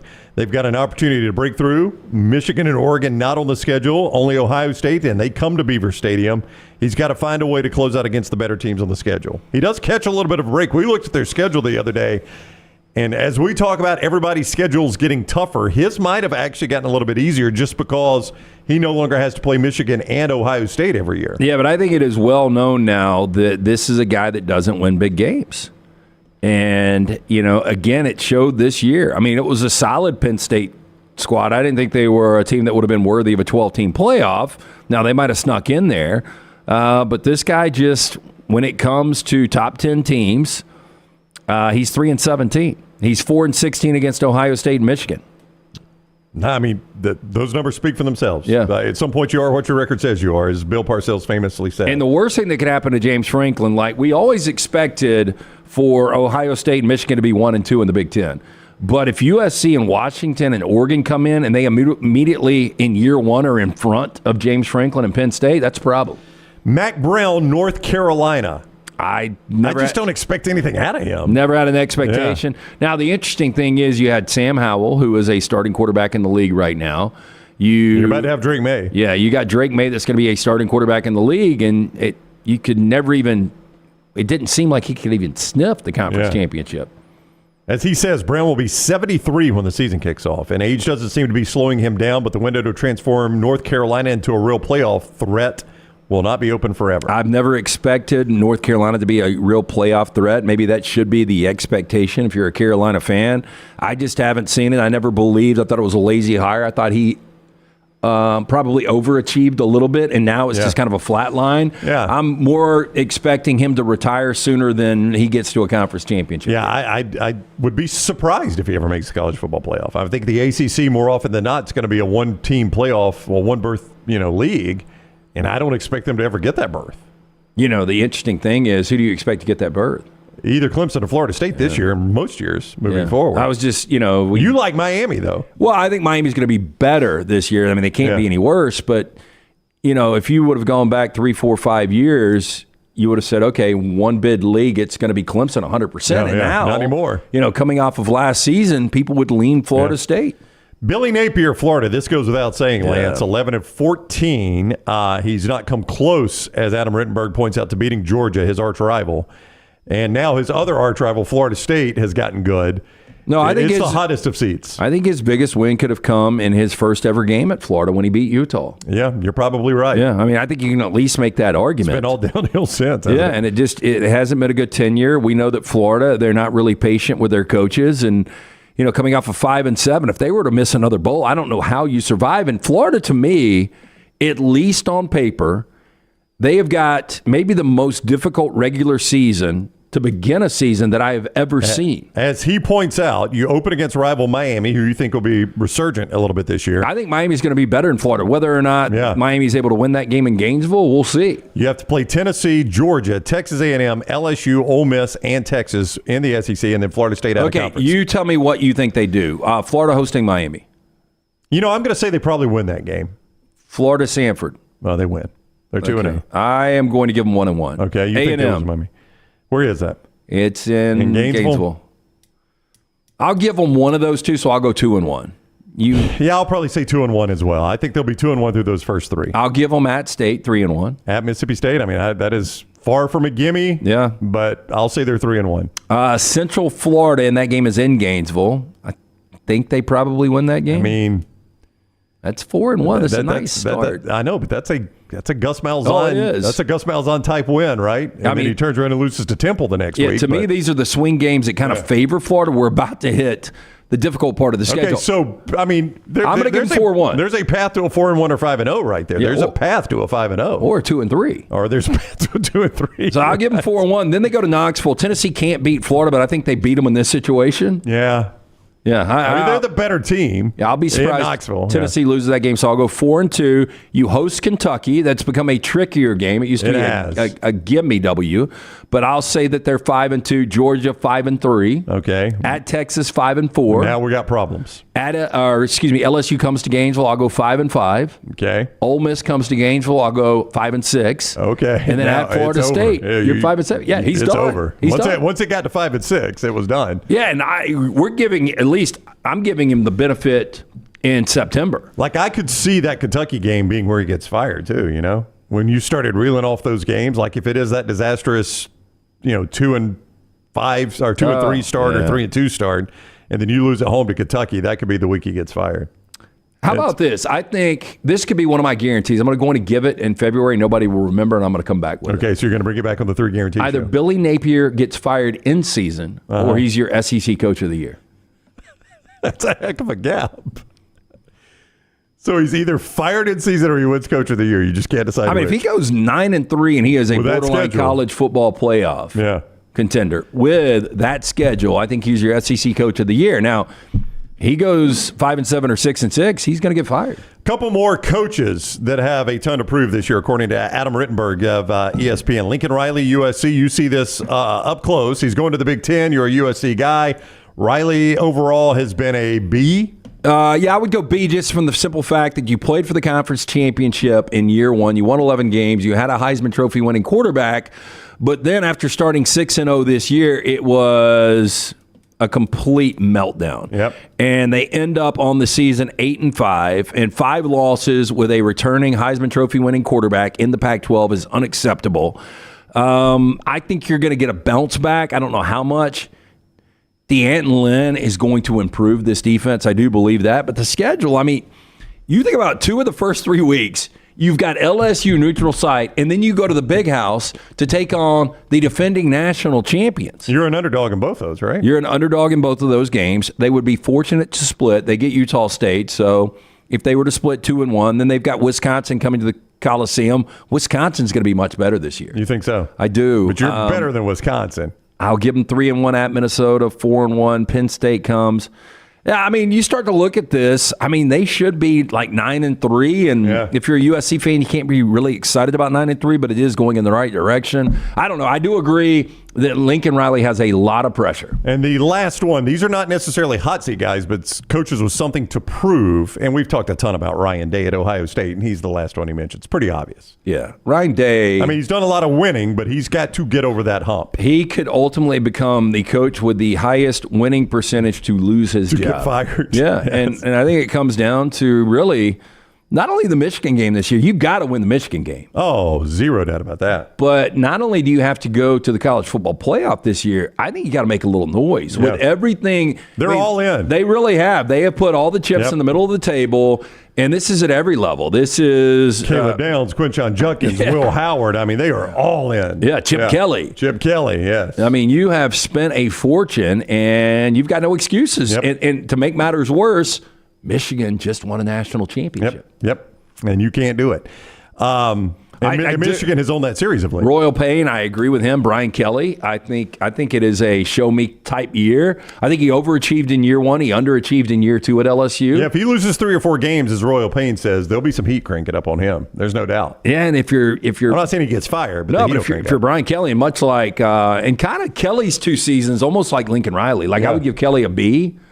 Wins a Heisman Trophy or has a Heisman Trophy winner. But they were so awful. Plays for defense. a conference championship, but they really haven't done anything by LSU standards. I mean, it's all about getting to a college football playoff and winning, a championship.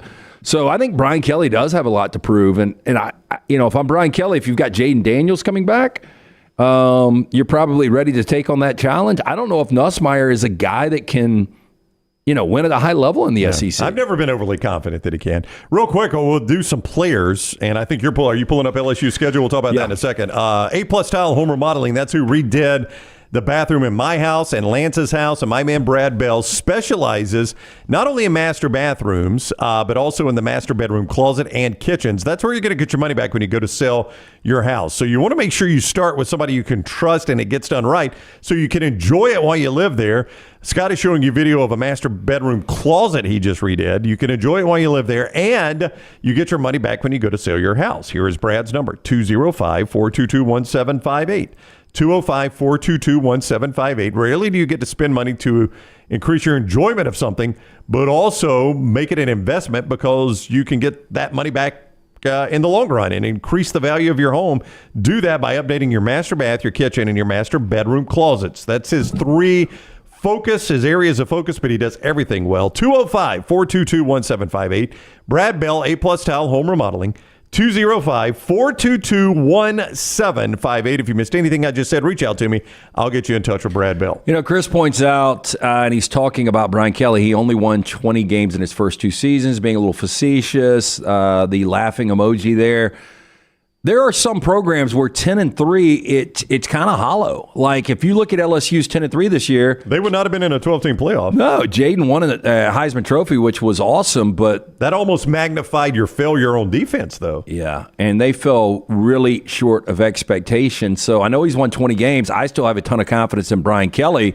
And when you start to look at the schedule, they have got to open at least 5-0. They've got to beat USC. They've got Nichols. They go to South Carolina, UCLA, and South Alabama. 5-0, then they welcome Ole Miss. This is a revenge game, great game, high-scoring game last year. I think they get that. At Arkansas is tricky. At A&M's tricky. They get Bama at home, at Florida, Vanderbilt at home, Oklahoma at home. I think he's got to go 10-2. A couple of players. He does players that have something to prove. This is Adam Rittenberg, ESPN, and transfers that have something to prove. In the player category, Cade Klubnik at Clemson, I would 100% agree with this. It may not all be Klubnik's fault, but that has not been what we thought it would be. No, and look, I thought Trevor Lawrence was a really good collegiate quarterback, and I think we're still kind of figuring out where he's going to be in the pecking order of quarterbacks in the NFL. But I don't think you have seen takeover. Like Trevor Lawrence was really good, but a lot of it was yards after the catch against Alabama in that national championship, the last that Clemson won. I've got to go back to Deshaun Watson when I truly saw a dominant quarterback. Yeah. Like Trevor Lawrence was really, really good. I mean, obviously going number 1 overall, but DJ fell short. I think Cade Klubnik has fallen short. And, you just wonder, where is all the skill with Clemson? Tennessee quarterback Nico Amai-Lieva. And Chris Lowe does the write-up for this. And the last sentence of the write-up, no player since Peyton Manning has walked onto Tennessee's campus with this much pressure to perform. I would agree. And somebody in the chat was talking about, it's Paul. I think Heupel also needs to show he's a top-tier coach this year. Heupel, great year last year, or 2 years ago, but last year they came back to earth. Another fan base disappointed not to make the playoffs this year. And if I'm a Tennessee fan, if I don't make the playoff next year, I'm disappointed. Yeah, that's one of those exercises we can do. How many fan... It is, because when you go from 4 to 12, if I feel like I'm a top 25, a consensus top 25 team, I feel like my team should be able to get into a college football playoff. Yep. Dylan Gabriel at Oregon, we've talked a little bit about him. I did want to hit on a transfer because I know you're particularly high on Cam Ward in Miami, and he lists him as a transfer with a ton of pressure to prove himself. Yeah, he does, because this is a guy that had decided to forego his final year and go to the NFL, and then he decides that, you know what, I think Miami's going to pay me enough money. I'm going to come back, try to showcase it with this deep quarterback draft, and, maybe have a special year, and maybe that propels him into becoming a first-round conversation type guy. I think Cam Ward is really, really good. From Incarnate Word to Washington State to now he's got his best opportunity at Miami. And, Mario Cristobal wasn't on that list. He was not. He was not mentioned as one of those coaches, which kind of surprises me a little bit. Yeah, because before Mario Cristobal took the Miami job, you and I agreed that Mario Cristobal does a lot right, but I didn't think he was one of the overall better coaches in college football, but a lot of people did. Yeah. And then when they thought he's coming back to his alma mater with all these resources, he's really going to turn Miami around. And I would say this, if Florida State can be undefeated and can be the last team on the outside looking in, why can Miami not be there? Well, and, the ACC coach that was mentioned is Mac Brown. I expect more out of Cristobal than I do out of Mac Brown. Oh, yeah. And Dabo. I don't think Dabo really has anything to prove. I think what Dabo has to prove is he's got multiple championships, so he's going to go down as one of the all-time greats. But Dabo's got to prove he's still got it. Still got the fastball. Yeah, can you have longevity? Hey, 2024 is a new year. There are new ways to contact your favorite precision sports medicine and orthopedic provider. Remember the number, 205-512-3885, and the website, precisionsportsortho.com/2024. Did you tweak your shoulder, putting the Christmas decorations away back in January? Did you injure your elbow shooting hoops this month or playing in the backyard? You got pain in your knees when you get up from the couch at halftime?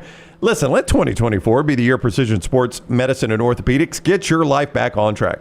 Orthopedic care is better together. Find your provider today.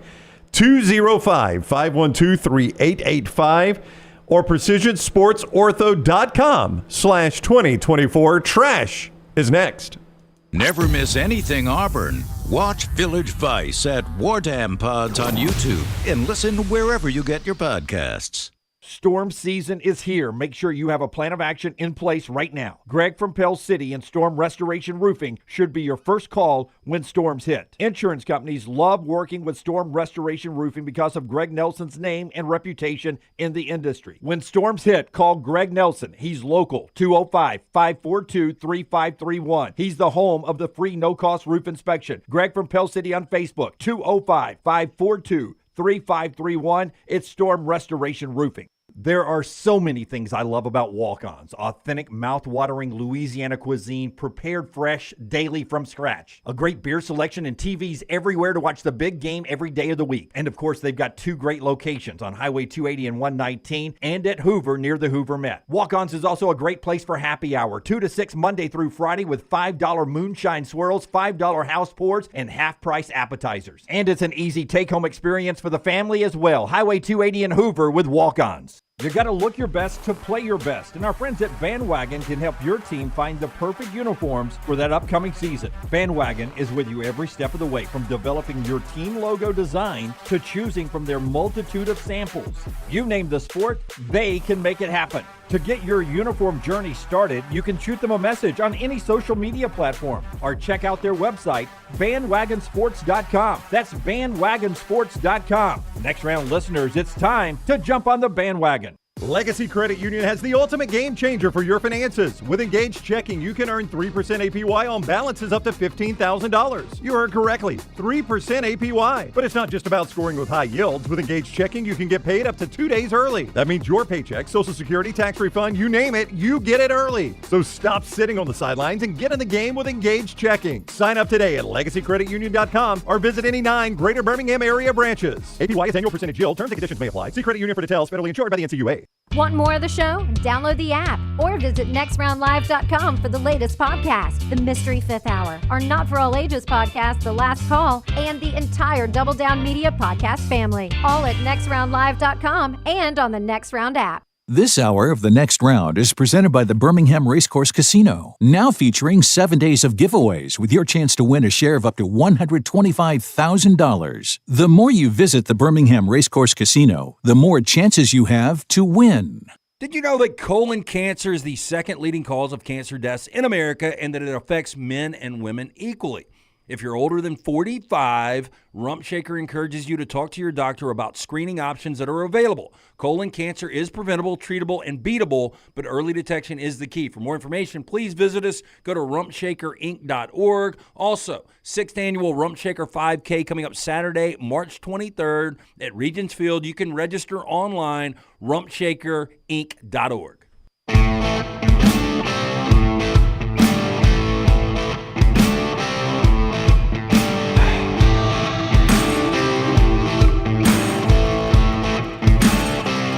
We mentioned a good basketball tonight. MyBookie.ag. Just take a look at some of these point spreads here. Villanova Butler. Boy, that would have been a great matchup, about 5-6 years ago? 10 years ago, Villanova Butler. Thad Matta's got the team back focused and playing well. Villanova, 6.5-point favorite in that one. In the SEC, Arkansas is at Texas A&M. A&M is an 11.5-point favorite, coming off their 25-point loss Can you make to Alabama. an argument the most disappointing team in the SEC is Arkansas? Maybe the entire country. I don't know that I would stop at the SEC. MyBookie.ag, Tennessee at Missouri. Tennessee a 12-point favorite tonight at Missouri. As we said, that would be very surprising if Tennessee lost that game. Yep. We talked about UConn-Creighton. Right now, UConn a 3-point favorite on the road at Creighton. That's a top 15 matchup. As hard as it is to win on the road in college basketball, the road team a 3-point favorite in this one. How difficult do you think that ticket is right now? Oh, Creighton fans, they support. We saw them, up in Louisville. I'll tell you right now. There are a ton of them, Lance, up in Louisville. You think it's the most expensive ticket of the night? Oh, yeah, absolutely. Absolutely. Tickets as low as $20. Okay, maybe not. Well, I don't know. Where else does they get in $20?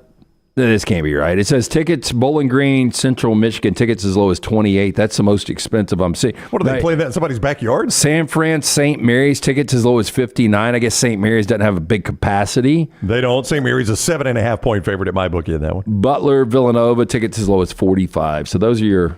Baylor at BYU. That's a big arena, I think, at BYU. Yeah, I think it is. Yeah, they are 4-point favorite. BYU is in that one. So some of the games tonight. TCU at Texas Tech. Texas Tech 5.5-point favorite. You can play all those games at mybookie.ag. Don't forget code NEXTROUND. When you go to mybookie.ag, get that sign-on bonus. You can play with it right away. They got casino games. You can play live action there. All kinds of things. You could have played the NASCAR race yesterday. If you would have picked William Byron, you would have had a winner right there. You can play all of that. MyBookie.ag, code NEXTROUND.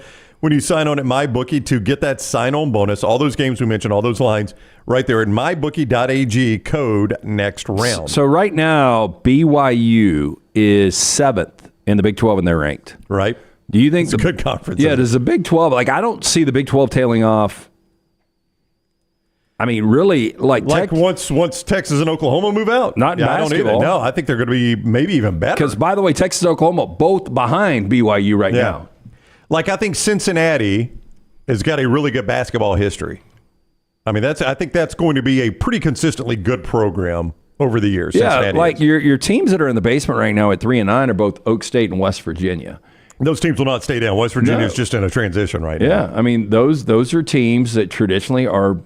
I would say Oklahoma State is definitely more of a basketball school than football. Oh, definitely, yeah. And West Virginia, too. West Virginia, a little closer. I mean, back in the Don Nehlen days, they were really, really good. Yeah, Kansas State is typically better. Jerome Tang in year 2 has not been as good, 5-8 in conference right now. But, yeah, there's a lot of these teams that, you have more expectations for. And I guess because the Big 12 is so good at the top, it obviously affects the bottom. But that conference, I mean, to me, it's the old school Big East, ACC from a few years ago. It is the model right now in college basketball. I mean, the Big 12 is very, very entertaining to watch. Though that Big East, you mentioned them. Something coming up in the last segment might surprise you about the Big East. I'll just say that. Something coming up in the final segment about Big East might surprise you a little bit. All right.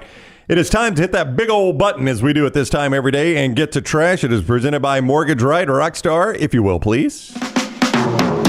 Bag up, Terry. Would it reverse, Terry? Would it reverse? Oh, Lord, Jesus. Oh, Lord. Oh, Jesus. What you doing, Terry? LT's Trash is presented by Mortgage Right. Mortgages done the right way. Are you a veteran looking for a VA loan? Mortgage Right has been advocating for veterans since their company began. As a veteran-owned, operated company committed to your well-being, they can help you find the best terms available, guide you through every step of the process. As a veteran-owned, operated company, they understand the difference between working with someone who gets it and someone who doesn't. They've made it their mission to simplify the VA loan process. Visit their location, Highway 280. You can apply, mortgageright.com/TNR. Call 205-815-9200, NMLS 2239, Equal Housing Lender. We start first with a Florida woman. This never ends good. Florida man's pretty bad most of the time. Florida woman arrested after an argument with her mom over pizza escalated into a full-blown assault. Now, I do enjoy pizza. I'm going to need to hear the details here. Yeah, I think 95% of the pizza out there is just average pizza. Would you agree with that? I would agree with that, yeah. And this may be where the argument started. Why do you bring me average pizza, Mom? According to an arrest affidavit from the Marion County Sheriff's Office, Jaquila Mobley, pictured there, 28, arrested, charged with battery after she allegedly slapped her mom in the face with grits. Okay. Grits? Grits are hot. Mobley told deputies she was sleeping on the street in Ocala on Sunday night, but asked her mother to pick her up so she could have a warm place to sleep. Oh, that's sad. Next morning, Mobley told her mother that she was going to make a pizza, but her mother countered by saying she was making grits and offered to share or make another breakfast item. Her mother then told Mobley she did not need to make a pizza, and that's when the argument allegedly escalated. Yeah, I mean, I could see how that turns into an argument. Mobley grabbed some of the grits from her mom and smacked her in the face with them, according to the affidavit. Mobley she got grit-faced? Tried to blame her mother for the fight, claiming she had grabbed the grits and hit herself in the face to make it seem like she was battered. However, deputies reported that they saw grits on the side of Mobley's mother's face and a mark created by the hand in the grits, which matched the mother's statement. Well, it's a deep investigation they went to there in the grits. True detectives. Well, I hadn't had grits in a long time, and I like grits. I love grits. Yeah, I hadn't had them in a while, though. I will tell you, this Jaquila, she doesn't look beat up to be there because now she's got hot meals and a place to kind of lay her head, right? Well, I get to choose what hot meal I want, though. I don't want pizza. Yeah. So in The Tourist, that Netflix show, the Australian one, so he is admitted to the hospital, and he wants to leave the hospital, but he doesn't have a wallet, a phone, doesn't know his ID, or he doesn't know who he is, his identity. I would just stay put in the hospital, right? Well, they got to bill somebody because the hospital ain't going to keep you. You ain't going to pay your bills. I was when I was in college, I was on a road trip with some friends, and we were eating a breakfast buffet in a hotel that we were sharing. And I did not realize, I thought the breakfast buffet was going to be one flat rate, right? Like you pay, whatever, $15 and you just eat whatever you want. So I was going to fill up for the day because I was a college kid and didn't have a ton of money. And I start down, and the first thing I come to are the sausage patties. So I just load up a stack of sausage patties, and then I get down and I realize I see the little placards that have the price of everything you're getting. So I look back down the line, and the sausage patties are like $1 a patty, and I've got a plate full of them. So I scatter. It's too late to go back. I can't put them back because the line is moved. So I just scatter them, and I cover them with grits because the grits were just like one base price. If you got grits, it was like $1.50. Man, you get a plate full of grits. I mean, it's stealing. Yeah, I know it's stealing. Circumvented a lot of things back in the day. It's stealing. I'm not gonna act like I wasn't stealing there, but I was caught in a tough spot, Lance. Well, is that not when you put the tray down and just run out? Well, I mean. Did you get any of those watered down scrambled eggs? I at least paid for something. It's one way to look at it. Washington, D.C. man is suing Powerball and the D.C. lottery for refusing to pay the $340 million prize last year after the lawsuit claims his numbers came up on the D.C. lottery's website. Well, this should be open and closed. Where you stand on this. John Cheeks, man right there, bought a Powerball ticket on January 6, 2023 using a personal number combination of family birthday, and other things. Now, Cheeks did not see the January 7th drawing, but he pulled the website up on his laptop on January 8th. He saw his numbers. Quote, I got a little excited. I didn't shout. I didn't scream. I just politely called a friend. I took the picture as he recommended, and that was it. I went to sleep. Find that hard to believe. That's where I don't believe it. You've lost me now, John. Yeah, but the numbers posted on the DC Lottery website were not the same as those pulled in the Powerball drawing on January 7th. Now, his lawsuit claims his numbers remained on the DC Lottery website for 3 days, and the size of the Powerball prize at the time was $340 million. In his lawsuit, Cheeks says when he tried to redeem the ticket at a licensed retailer, prize was denied. At the D.C. Office of Lottery and Gaming Prize Center, Cheeks says he got another denial. He also says he got a request from a claims staffer. Quote, hey, this ticket is no good. Just throw it in the trash can, according to Cheeks. And I gave him a stern look, and I said, in the trash can? He said, oh, yeah, just throw it away. You're not going to get paid. There's a trash can right there. I think he's embellishing this story. That does feel a little embellished, Jim. Now, Cheeks says he put the ticket in a safe deposit box instead, contacted an attorney. The lawsuit filed by attorney Richard Evans claims that Cheeks eventually told the lottery contractor, D.C.-based Toyota Enterprises, accidentally posted the wrong numbers, that it was, quote, a mistake. Now, he went on to say even if a mistake was made, the question becomes, what do you do about that? There was a precedent for this, a similar case that happened in Iowa, where a mistake was admitted by a contractor and they paid the winnings out. Well, I'm sure the winnings were probably like $1,000, not $340 million. Okay. Do you think you get a settlement here? Well, I mean, a couple things. Number one, the drawing is publicly done. Like, there's no doubt what the actual numbers drawn were, right? But if you were asleep that night. Okay. What are the percentage of people that actually watch a drawing? Yeah, very low, but it's at least documented. We know what the numbers were. There's going to be no argument that these were the numbers drawn. Documented too. Yeah, but it's their official website. It is the official website, but I'm saying the drawing is what would matter here. We drew these numbers. It was on TV. Anybody that wanted to watch it could watch it. These are the numbers drawn. Yes, there was an error on the website, and we feel bad about it. We're going to compensate you, but we're not going to give you the whole prize. No, he shouldn't get $340 million. I don't know what the number should be, but yeah. I would say the majority of people go to that website. You have one job. Yep, How do you dick up posting those numbers? I agree. I think the other argument is I think they posted other winnings too that people are like, I won the $1 million prize. Like, no. That's just, so now they're in a lot of chat because they have all these posted because all these people are like, whoa, your number, you posted my number too. Yeah, so Webb, there's somebody in IT that's getting fired on this one. There's no doubt about that, right? But if I'm the judge, I'm like, look, you guys are running the lottery for the state here. We got to get this right. So you're on the hook for something. I don't know what it is, but they're on the hook for something. Yeah, I agree. I think we will have a follow-up story in the next couple of days. He gets a couple million. We'll see what happens there. Yeah. Mitchell Cooper Vest is 6'6", weighs 250 pounds, and is known to wear a kilt. I'm not going to make fun of him. Now, this made it easier for a Texas business owner to identify Vest 60 as the man who recently came into their antique stores and shoved various items up his rectum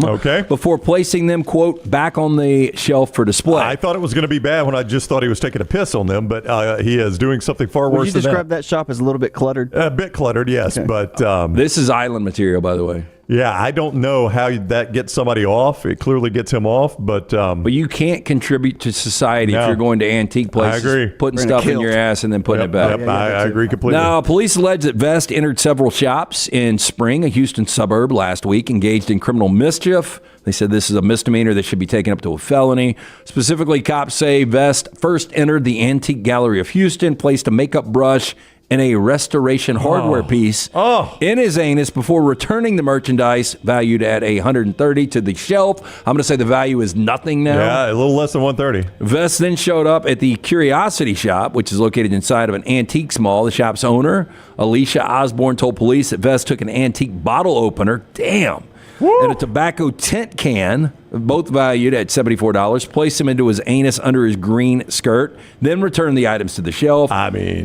After complaints identified Vest via a photo array, he was charged Thursday in connection with the February 10th incidents. He was freed on $100 bond, scheduled for a February 23rd court appearance with his wife. Vest owns a $600,000 home in the Woodlands. Okay, this makes zero And he sense. is listed as retired in one court filing. I am going to need to see the bottle opener pre-anal insertion that was worth $74. $74. I mean, that's a good bottle opener. I'm going to say his home life is not good. I don't think so. Doesn't make it an excuse to put a bottle opener up your ass. Nope. Okay, here are some unwritten rules in life. The first one I'll give is don't put anything in your ass and put it back on the shelf. That would seem not to need to be stated. I would agree. I do not like unwritten rules in baseball. Let me see if I like them in life. Yeah, I agree with this. And there's somebody out there. This is going to be your moment in time to not do this anymore. Okay. We are going to help you out with this. This is not a good idea. Greg from Pell City is right. The guy in the last story probably very much enjoy prison. Put it back.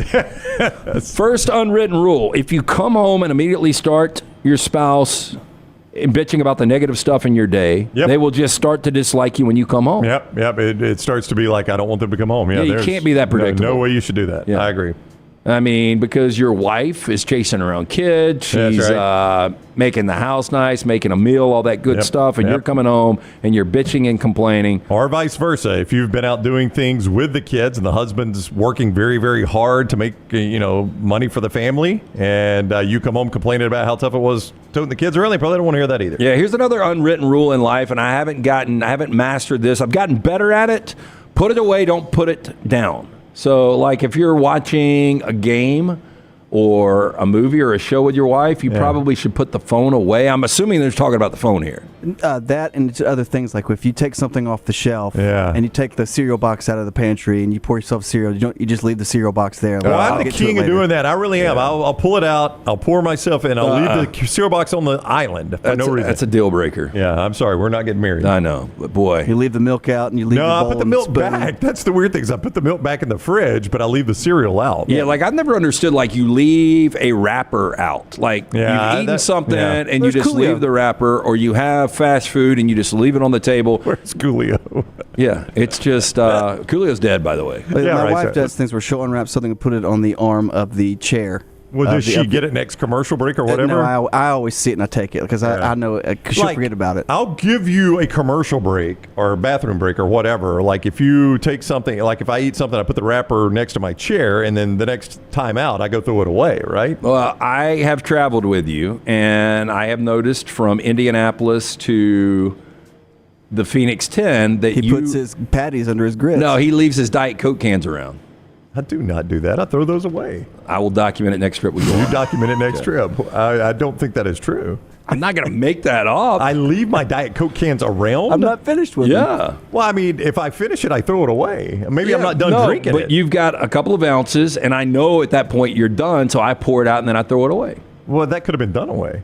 It could have been. Yeah, it could have been, to be fair. Don't necessarily point the finger at me, Lance. Did you fingerprint that can? I did not.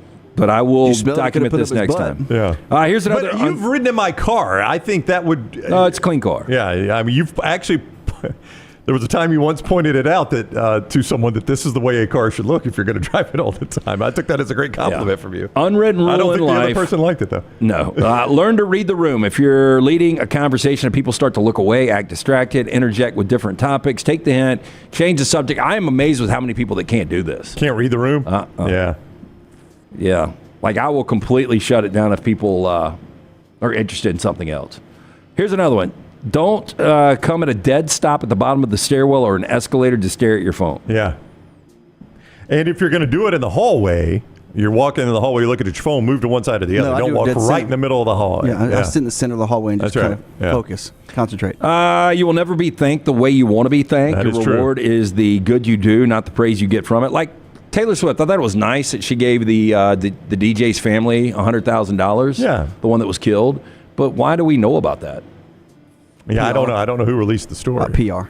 Like, I don't you think her side released it? Oh, of course. Why would you not? Yeah, but if you're Taylor Swift, why would you not? First of all, like if you come with $1 million, it's just like some stuff that Shaq does where he'll buy kids all these electronics and stuff. It's like, please, I don't want this to be in the press, but somebody's going to report it. And it's going to look good for you. But anyway. I always say at least they're doing it. You know, I mean, I know sometimes it's a PR grab, but hey, they could just not do it. And right? it's a tax write-off. Yeah, it's a tax. I get all that. I would but just the other option is they don't help the kids. I know. I would rather not know about it. Well, like Larry David and Ted Danson, they both had a wall, right? Yeah.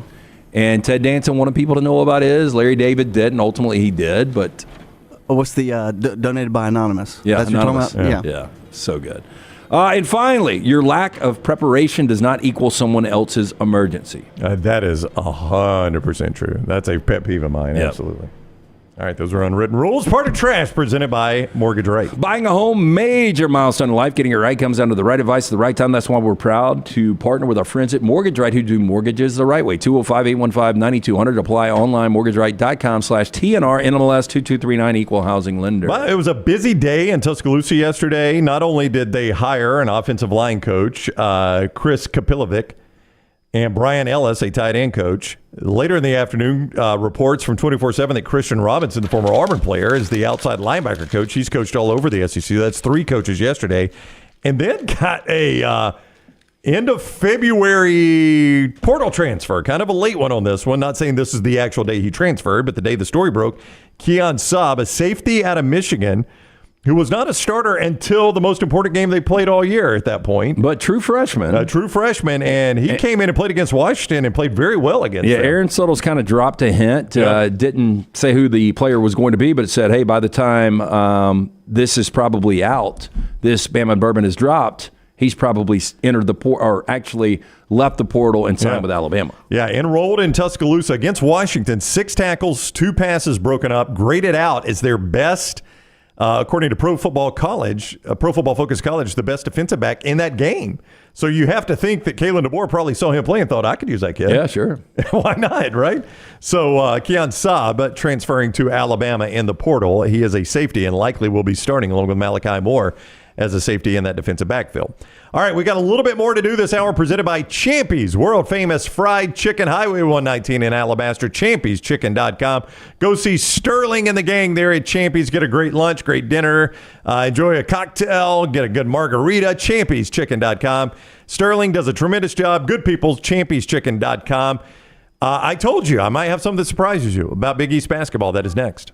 Follow The Next Round on Twitter, Instagram, and Facebook at Next Round Live.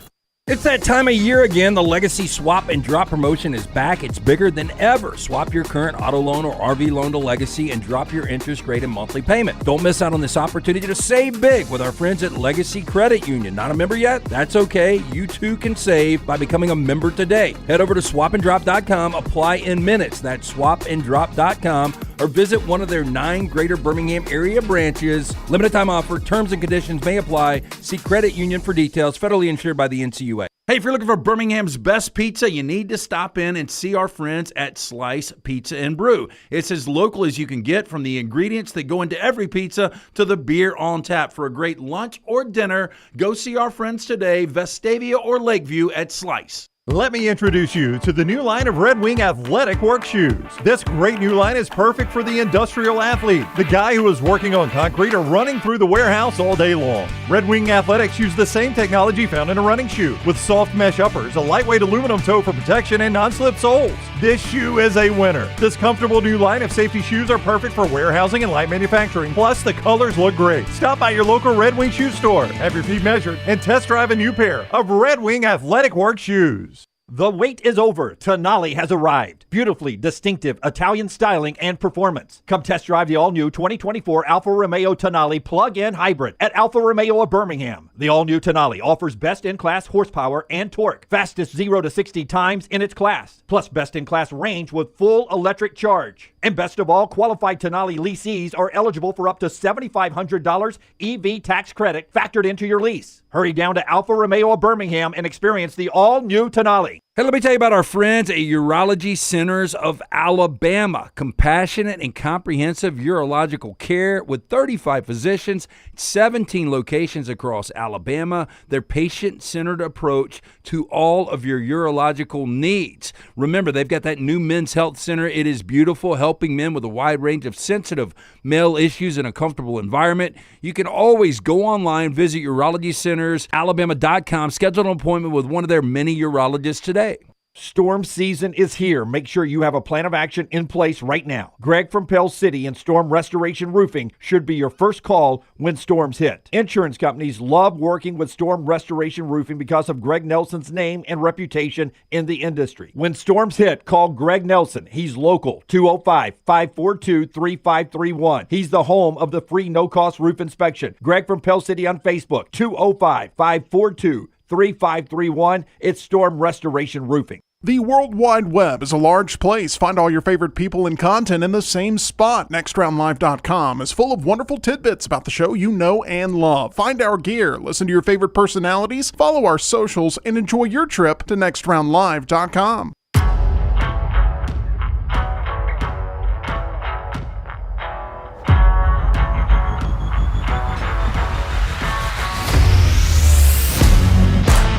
All right, in a moment, we are going to show you the teams that meet the KenPom criteria. I'm telling you, the Big East might surprise you a little bit. And if you don't know what the KenPom criteria is, we will tell you that. It is predicted every national champion since 2002. So it's got a good long run of picking the national champions. We'll tell you the teams, there are 12 of them, that qualify on that criteria in just one moment. But it is not Wednesday night yet. But Odie's is still a great place to be at any time. Yeah, tomorrow night we will be out at Odie's, the original Crest Line, for Odie's Team Trivia. We do it every Wednesday night. Get there a little early, enjoy some great food from Rodney Davis, award-winning wings, delicious burgers. They've got corn dogs, grilled cheese, chili. You're going to absolutely love the food. 2 locations now, the original and Crest Line. One in Homewood, right there on the corner of Oxmoor and Broadway. Get in, see Will Haver and that great staff. Enjoy ice-cold beer buckets full of Bud Light. It's Odie's Tavern. All right, let's take a look at it. Here is the KenPom teams that qualify to win the national championship. For those of you that don't remember, every national championship since 2002 has been won by a team that finishes in the top 40 in adjusted offensive efficiency and the top 25 in adjusted defensive efficiency in the final KenPom rankings. It does include, by the way, the games you play in the NCAA tournament. So Scott is showing it to you for those that cannot see. The 2 Big 12 teams are Houston and Iowa State. The Big East, very well represented, Creighton and UConn, who play tonight, and also Shaka Smart's Marquette team. The Big Ten checks in with Purdue and Michigan State, the SEC with Tennessee and Auburn, the ACC with Duke and North Carolina, and the Pac-12 with Arizona. The Mountain West, who may have a great year getting teams in the tournament, has 0 teams that actually qualify based on this criteria. Yeah, look, they've got 6 teams that probably get in with at-larges, and they've got a team that played for the national championship last year in San Diego State. So first of all, the Big East, with 3, that leads any conference. Does that surprise you a little bit? Yes, it does. Because I don't believe that Creighton or Marquette can win 6 games. I don't either. I don't know. How many of those teams do you believe could win 6 games? Let's just go through them. Houston, do you think Houston can win a national championship? Yep. Iowa State? If you played in Hilton Coliseum, yes, but no. We will not. No. So no Iowa State. You have already said you don't think Creighton can? Nope. You don't think UConn can? Oh, yeah. Well, they can, but back-to-back makes it tricky. Yeah, but I'm still going to go Houston and UConn. I feel good about those. No. Purdue? Yes. Boy, they will disappoint you every postseason. Michigan State? They've gotten really hot. So they're playing great basketball right now, but I don't think so. That's an X there. Tennessee? Yes. Rick Barnes again, postseason. All right, here's one. Auburn. I was looking on KenPom today. If they can hit perimeter shots, I just don't think they can do it consistently. And how healthy is Jalen Williams going to be? If he's 100%, big difference. If you get an 85% Jalen Williams, 90% Jalen Williams, and they're not hitting their perimeter shots, then but I think Auburn could. I'll say Auburn, yes. Now again, it is top 40 offensive efficiency. Auburn is at 22 right now in KenPom, which I think is their worst spot of the season so far. I don't think they would drop out of the 40 and fall out of this category, but they're at 22 right now, and that's the worst they've been on offense. I think, they were 19th last week, so it's not a huge change. So you'd say yes on Auburn. Duke? No. North Carolina? Yes. Arizona? Yes. So Lance says 1, 2, 3, 4, 5, 6, 7 of those 12 teams. Is there anybody not on this list that you think should be? There's somebody you think could win a championship? If Auburn can win one, Alabama can win one. So I know people are going to disagree with that, but here's the problem with Alabama. Here's why they are not listed here, because again, it's top 40 adjusted offense, top 25 adjusted defense. Alabama is number 1 in adjusted offense by a significant margin right now, by the way, over Purdue. But they're 74th in defense. Yeah, that's a long way off. Tell me what is going on with Kansas.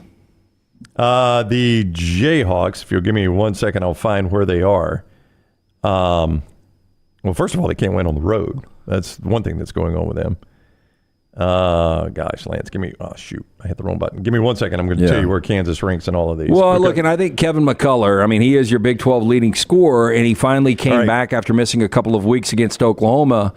And he was a little rusty, but it was a game they were able to win. Okay, Kansas is 46 offensively, 9th defensively. So they are very, very close to qualifying for this. And as I've mentioned, this includes your NCAA tournament game. So they could easily play their way into this. Yeah, and I am going to say Kansas is definitely a team that can win a national championship. Yeah.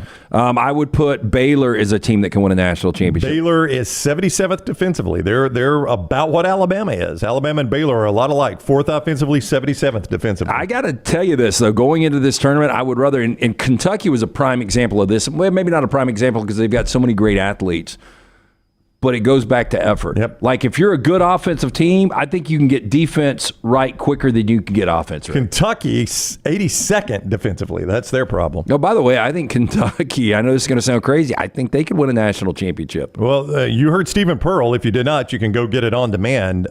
He basically said if they played that way, yeah, I don't know who beats them. That's essentially what Steven said. Because you've got a guy in Antonio Reeves that can, he can carry the scoring load. Yeah. And then if you get everybody buying in, game out, Kentucky's going to be a tough out. A couple of teams that are close. Wake Forest, 35th offensively, 29th defensively. They are very close on this. Yeah, Wake is a good team. Again, I backed them this past Saturday in a game they lost to Virginia 49-47, but Wake's not winning 6 games. New Mexico, 31st and 30th.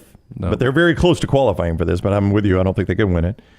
Colorado State, 32nd and 33rd. They're 20-6, one of those Mountain West teams. Yeah, a ranked team out of the Mountain West, but no, I don't think they can put 6 together. All right, a reminder, we got a lock tonight. Let's first of all, the lock is presented by Hemp Hill. Then we'll remind everyone one more time what we're doing at Lance's Lock. Yeah, 205-229-2090. That is the number you need to call Adam, Chad, Andrew, the guys at Hemp Hill Services. Make sure you tell them the next round sent you. Make sure your HVAC unit ready to keep up with this changing weather. Hard to stop a train. 205-229-2090 or hemphillservices.com. All right, we're giving you a chance to win $1,000 every single day at lanceslock.com.